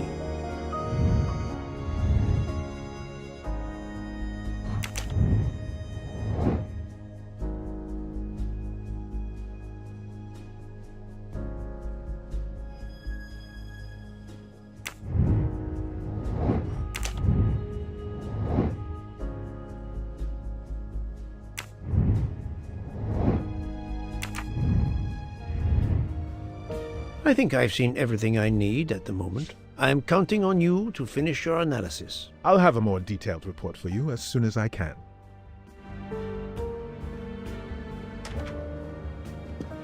So, Poirot, did you find anything out? It's a bit early for the handcuffs, my friend. Even for Hercule Poirot. Do not worry, mon ami. I believe our culprit has no plans to strike again. Monsieur Ratchet was the target. Of that I am convinced. Tell me, Book, how did you spend last night? This is a joke, I hope. Don't you trust your old friend? My friend, calm yourself. I must hear your story in order to corroborate other accounts. Ah, naturally. Let me see. I went to my compartment after dinner. Dr. Constantine was already there. We talked about his career. He's a Cambridge man, you know. After university, he returned to his country and has done much good there. He was so interested in the Orient Express. I told him all the anecdotes I know. I'm not certain when we fell asleep, but it was very late. Here is what I have found out. Monsieur Ratchet was stabbed many times. I also found threatening letters in his safe. He had a loaded gun under his pillow, so he was on guard, ready to defend himself. However, there was an empty glass with white residue at the bottom. I suspect a barbiturate. Perhaps he was forced to take it. In any case, I am certain he was unconscious, unable to defend himself. I also found several other items at the crime scene, possibly related to the murder. They must be investigated. By all means, Poirot. As fast as you can. I also found liquid for an electronic cigarette, but I could not find a vape. This might belong to the murderer. This criminal is an amateur. I need a list of the passengers with their compartment numbers. Pierre Michel will have it. I must interview the rest of the passengers and the staff. I'll be in the bar car if you need me. We are hours late. Soon I hope help will arrive.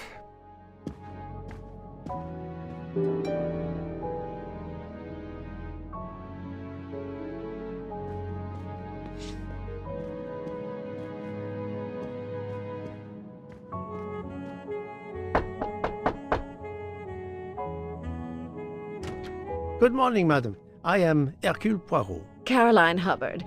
What can I do for you, Mr. Poirot? I am the bearer of unfortunate news. It's obvious with all the commotion that something has happened. Madame Hubbard, I am afraid your neighbor, Monsieur Ratchet, was murdered last night. Oh my God! I knew it! I knew it! I would like to ask you some questions, but first, may I inspect your room? Of course, yes, you must.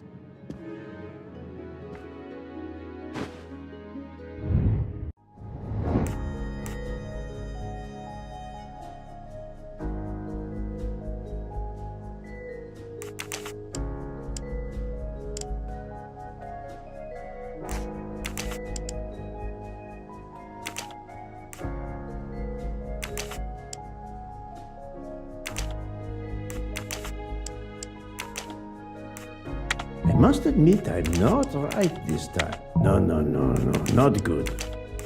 This is wrong, but I'm never far from the truth.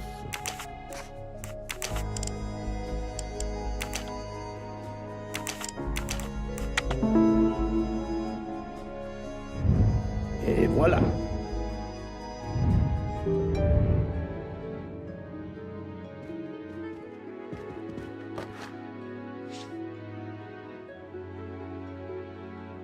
Here is a jacket button. It bears the logo of the Orient Express.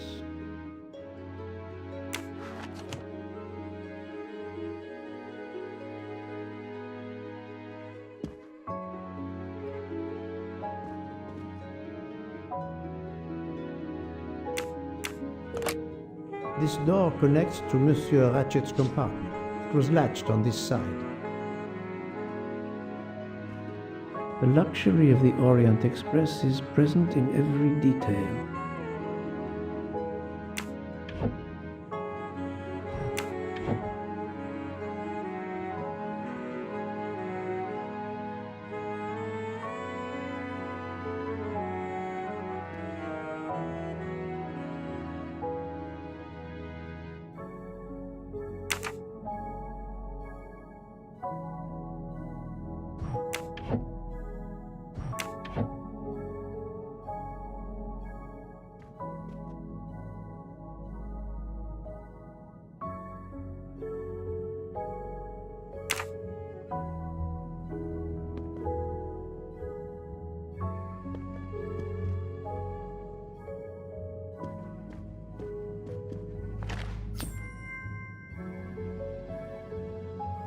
Come to Poirot, my exquisitely sculpted friend.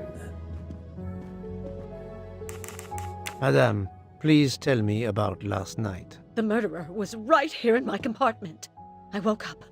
All in the dark it was. I was just so scared I couldn't scream. I pressed the call button. I pressed and pressed. I heard footsteps running in the corridor, then a knock on my door. "Come in," I screamed. And I switched on the lights at the same time. And would you believe it? There wasn't a soul there. You think he went back into the other compartment? How do I know where he went? I had my eyes shut tight. The conductor came in. I told the man what had happened, and he didn't seem to believe me. I asked him to search the room, but he found nothing. I told the conductor to look at the door between the compartments, and sure enough, it wasn't bolted. Well, I soon saw to that. I told him to bolt it, then and there.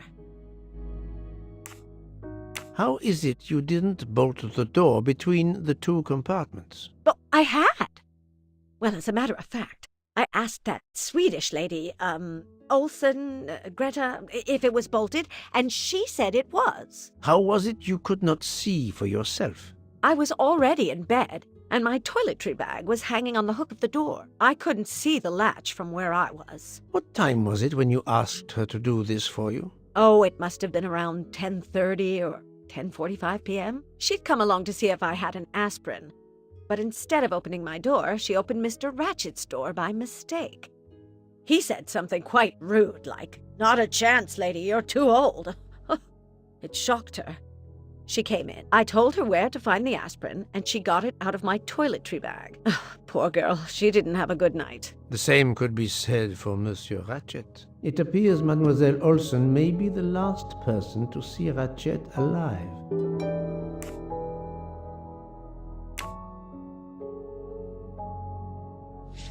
Is this your handkerchief?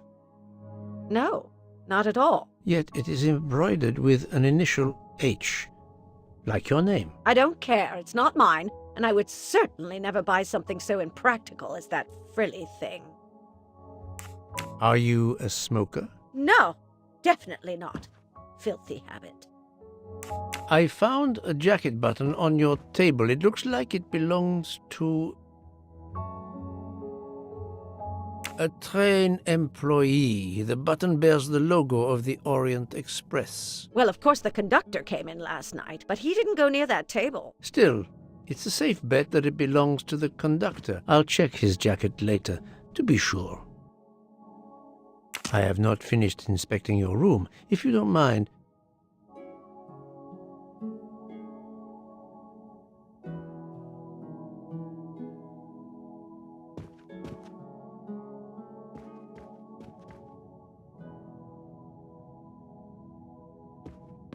Let's see if Mrs. Hubbard was telling the truth about the latch of the connecting door.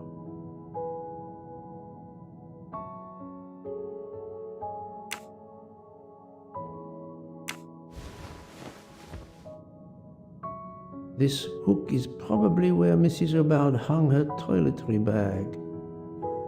This hook is probably where Mrs. Hubbard...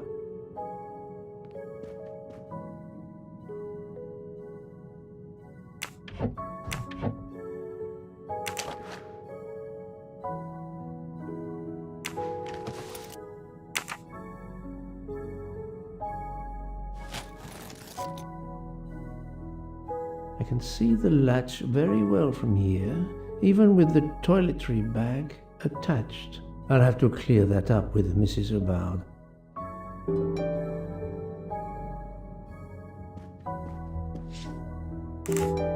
Mrs. Hubbard, you told me that the door connecting the two compartments was closed, correct? Yes, it was, as I told you.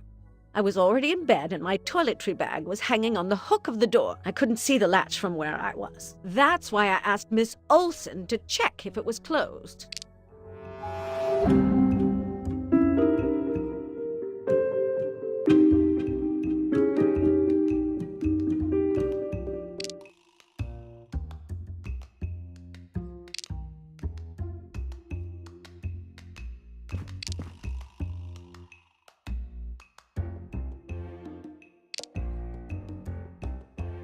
Are you sure everything you've told me is accurate, Madame Hubbard? Of course. I have an excellent memory.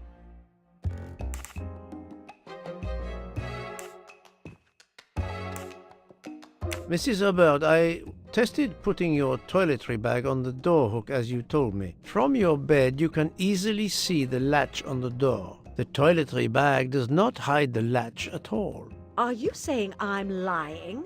It may have been stuck somehow in a different position, or I may not have seen it in the darkness. Or I didn't think to look, you irritating man. Details matter, madame. A man has been most savagely murdered. You will excuse me if I attempt to separate the truth from the false. Forget my toiletry bag and focus on who entered my compartment. Probably after killing Mr. Ratchet. Madame Hubbard is a force to be reckoned with, but I suspect I'm not done with her.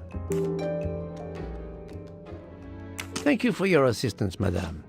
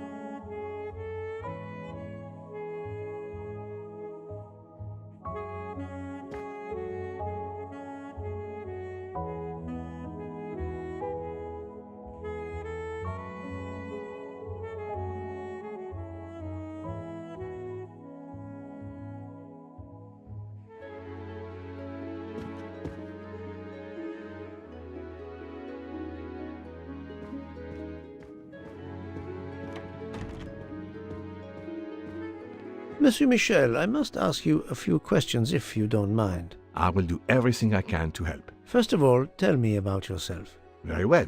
My name, as you know, is Pierre Michel. I am from Calais. I've been with the company for over 15 years. Thank you.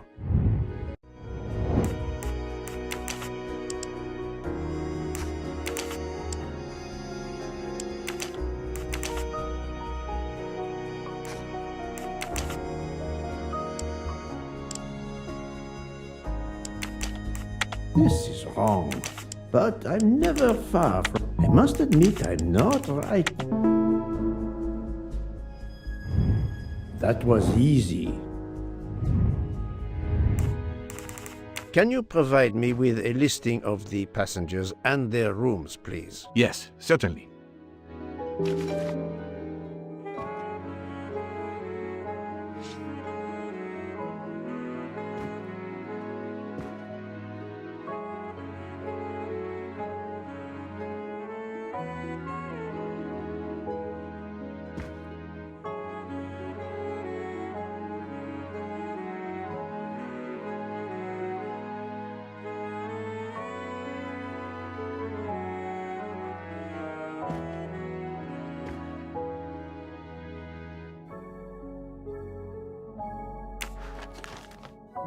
Are you a smoker? Indeed. Do you smoke e-cigarettes? No. Tobacco only. I would like to reconstruct with your help the events of last night. Monsieur Ratchet retired to bed. When? Almost immediately after dinner, sir. Actually, before we left Belgrade. Did anybody go into his compartment after that? His valet, monsieur. Monsieur Masterman. And then his secretary, the young American gentleman. Monsieur McQueen. And that is the last time you saw or heard of him? No, monsieur. You forget that Monsieur Ratchet rang his bell around 12:40 a.m., soon after we had stopped. I knocked at the door, but he called out in French, "Ce n'est rien, je me suis trompé." I then left to answer another bell that had just rung. Where were you at 1:15 a.m.? I was sitting on my little seat at the end of the car, facing up the corridor. Are you sure? I left a little after 1 a.m. to speak about the snow with my colleague Jean in the bar car. I came back later. There was a call. I remember speaking to you. Indeed, I remember. Carry on. It was the American lady, Madame Hubbard. She thought she saw a man in her compartment. Then, around 1:50 a.m., I made the bed for Monsieur Ratchet's secretary, Monsieur McQueen. He had spent the evening talking with the English Captain Arbuthnot. At 2 a.m., I returned to my place and stayed there until dawn. What is the last station where we stopped? Vinkovsky. Could someone have come on board? Possibly. I was very busy. Owing to the weather, we were a few minutes late. We left at 12:10 a.m. I found a button from an Orient Express staff jacket. Did you lose one by any chance? No, monsieur. As you can see, I have all my buttons. It is not mine.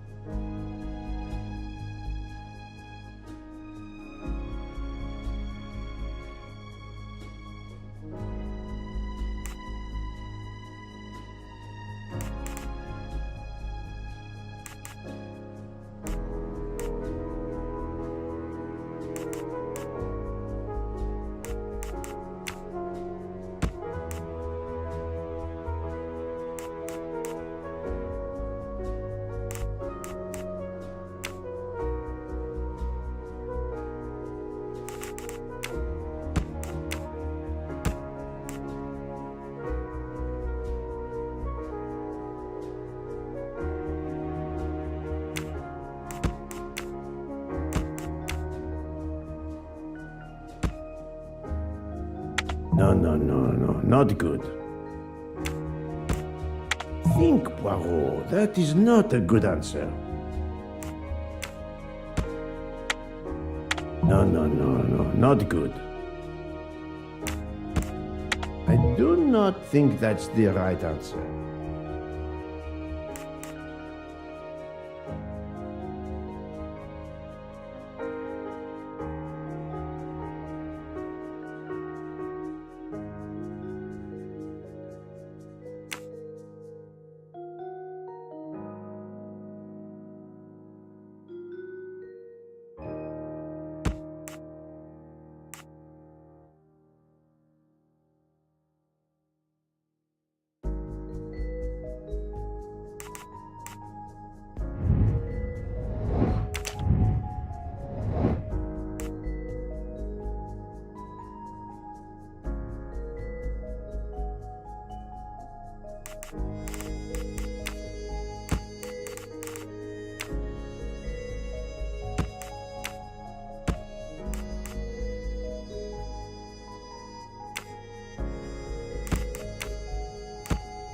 must admit I'm not right this time.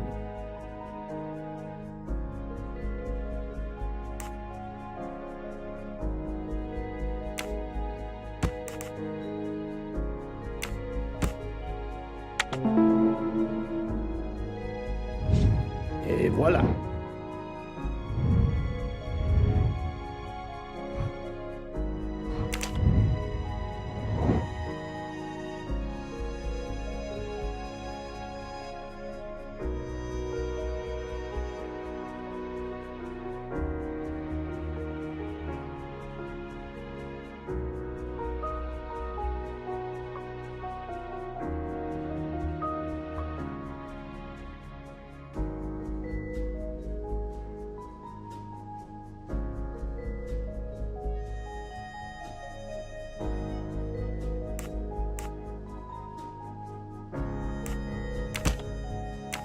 This is wrong, but I'm never far from the truth.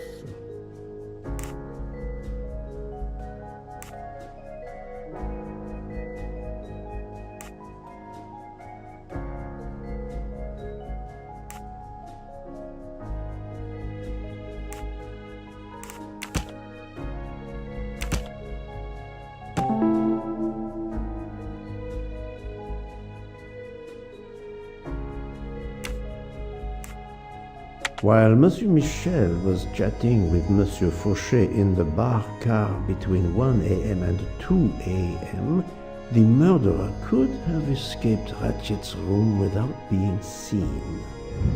My little grey cells did not let me down.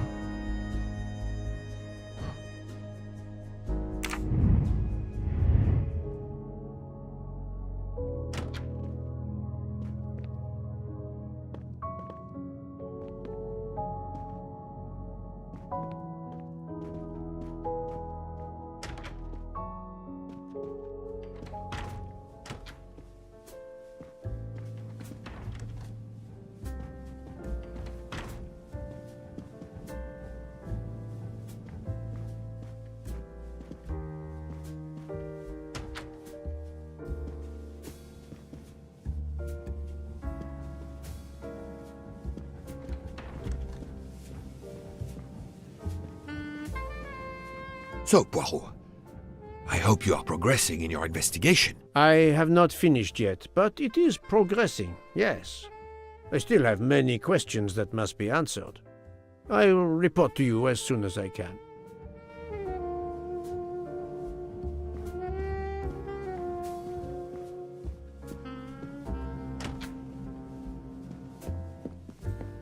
The Orient Express bar is certainly well stocked.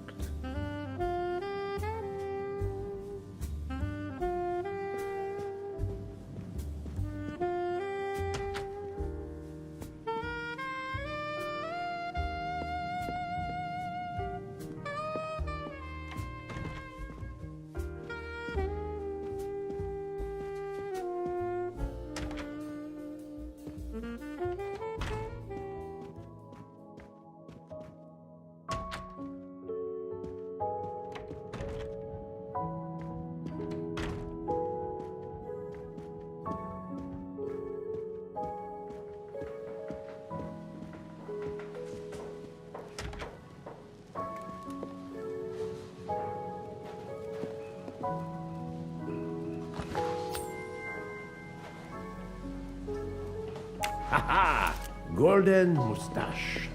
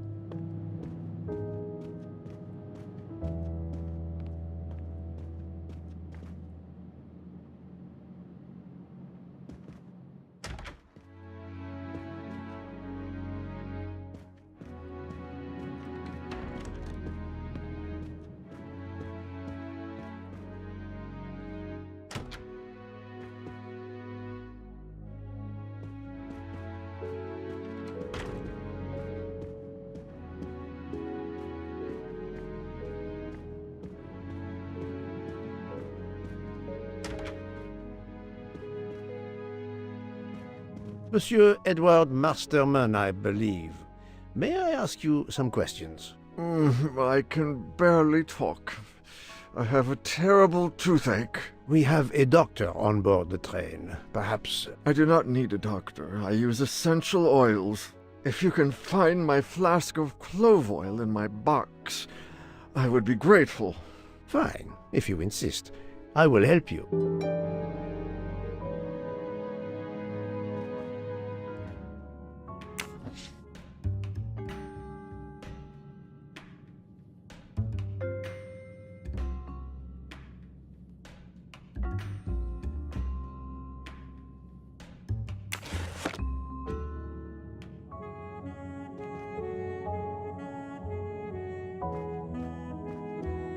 Oh, this toothache is torture.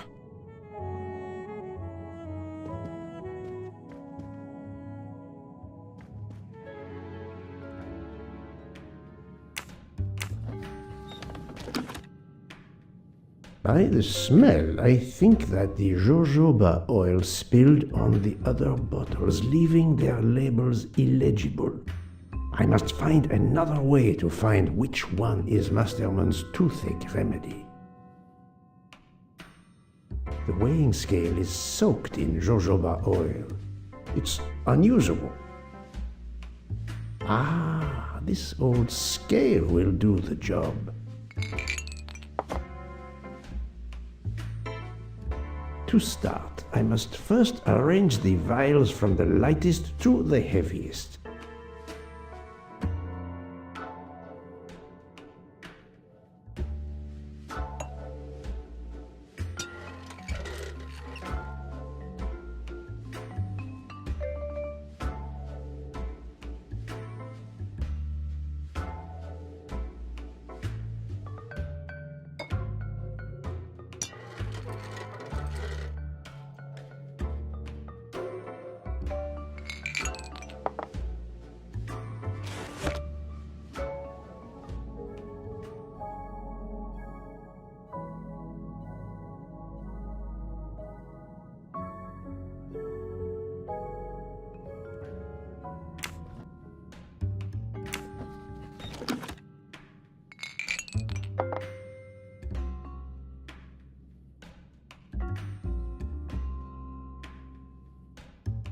To start, I must first arrange the vials from the lightest to the heaviest.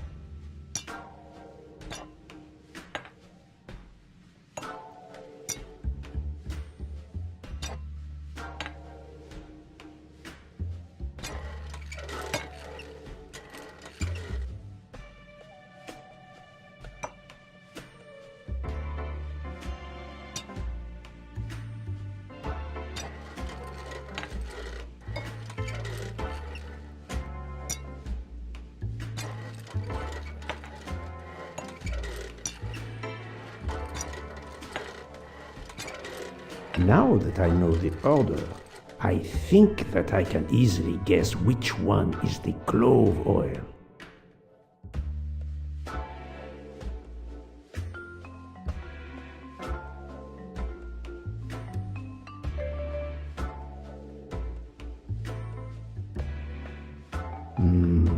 don't think this is the remedy. Here is Monsieur Masterman's remedy.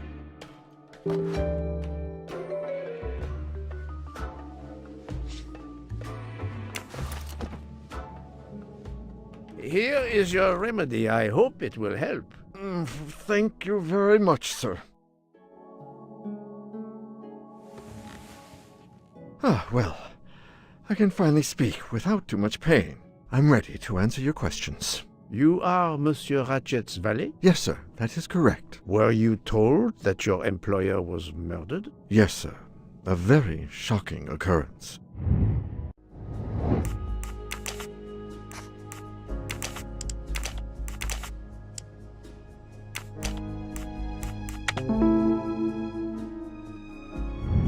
I'm right again. That happens to me a lot. At what hour did you last see Monsieur Ratchet? It must have been around 9 p.m., sir. That or a little after. I went to bed around 10:30 p.m., same as the person who shares my room, Mr. Foscarelli. He almost immediately began snoring. What did you do then? I read, sir, and I spent a while soothing my toothache with clove oil and listening to the snoring. Did you hear anything during the night? Yes, my roommate snoring. Are you a smoker? Yes, sir. I have a cigarette now and then to relax. Tell me about your employer, Monsieur Ratchet. I've been working for him for 9 months. I should not wish to speak ill of the dead, but he was not a gentleman, sir. Did you know that he had enemies? Yes, sir. I heard him discussing some threatening letters, sir, with Mr. McQueen. Did he mention these letters to you? He had been reading a letter when I came in. He asked me if I was the one who put it in his compartment. I told him that I had done no such thing, and he should report it to the police at the next station. How did he respond? He laughed, sir. You're joking. I do not joke, sir. Forgive me, I can see you do not. Was he taking sleeping pills? Always when traveling by train, sir. He said he couldn't sleep otherwise. Last night he asked me to give him 2. I did so, along with a glass of water. He dissolved them in the water. Did you see him drink the water? No, sir. I left right after I gave him the pills. Was Monsieur Ratchet a smoker? No. He finds smokers disgusting. Can you tell me again why you gave sleeping pills to Monsieur Ratchet? Yes, I gave him the pills because when he takes the train, he has trouble sleeping. The letter must have worried him. He specifically asked me to prepare the sleeping pills. I didn't see him drink the water with the pills in it.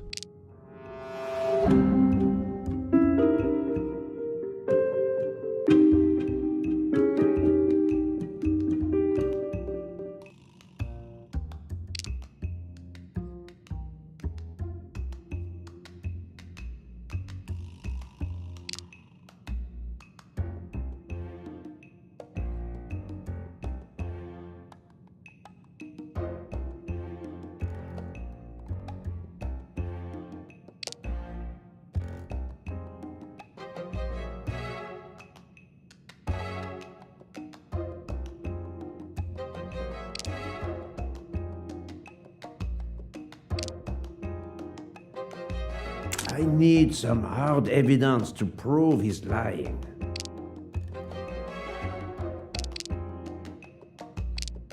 Monsieur, I believe you are not telling me the truth. What? How can you say that?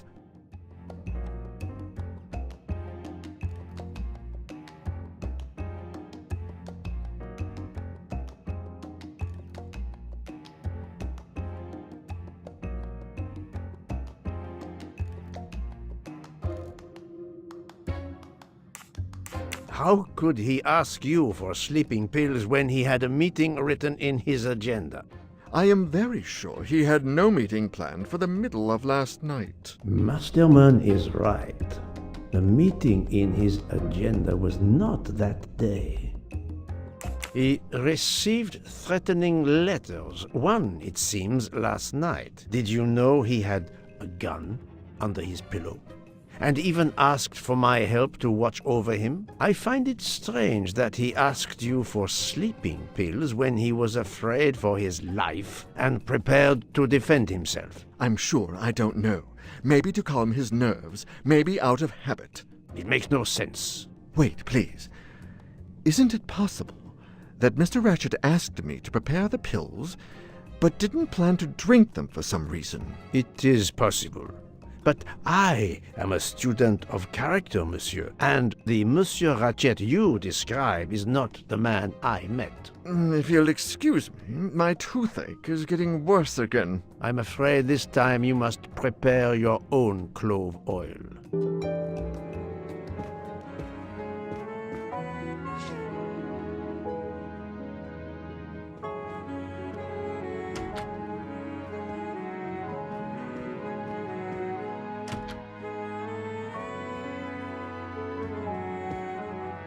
I believe I am addressing Monsieur Hector McQueen? Guilty as charged. I beg your pardon? Oh, sorry. Just an expression. My father used to say it. You must have had an interesting childhood.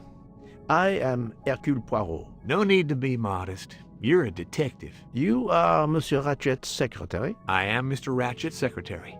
Just over a year. I mainly take care of translating certain texts for him. Mr. Ratchet only speaks English. Prepare yourself for a shock.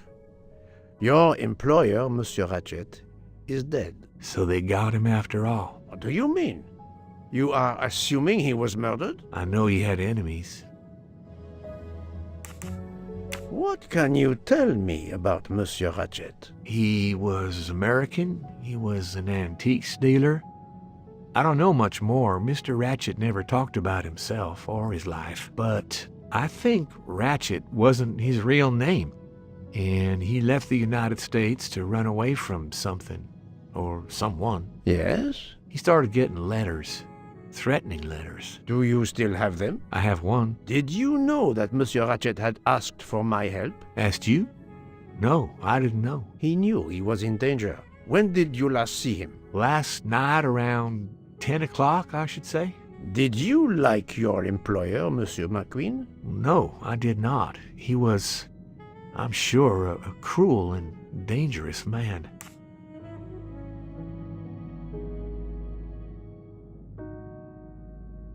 I found a diary in Monsieur Ratchet's safe. Did you know about it? I kept a business appointment book, but I know he had a personal diary as well. That looks like it. Are you a smoker? Yes, I smoke cigarettes. I've tried to quit, but no luck. Can you give me this letter, please? Of course. Here it is.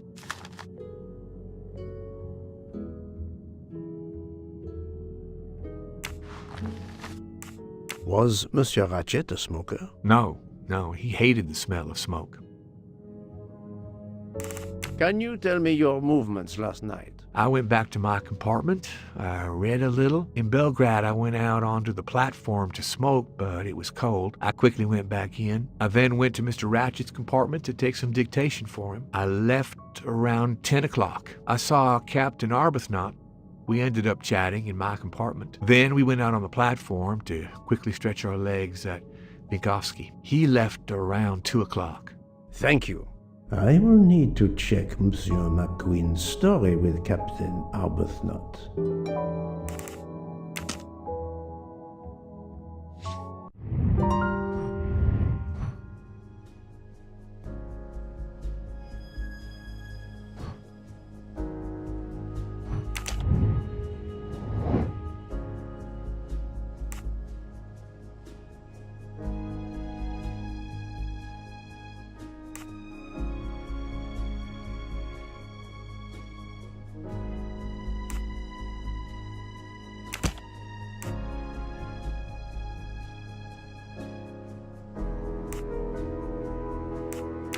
No, not good.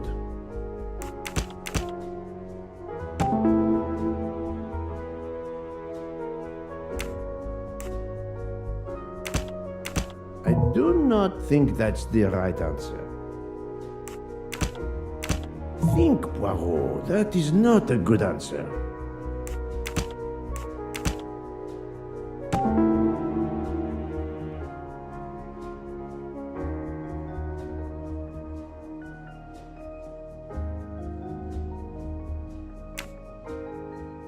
The murderer may have impersonated Ratchet by calling Monsieur Michel to make it seem that Ratchet was still alive at 12:37 a.m. I'm right again. That happens to me a lot.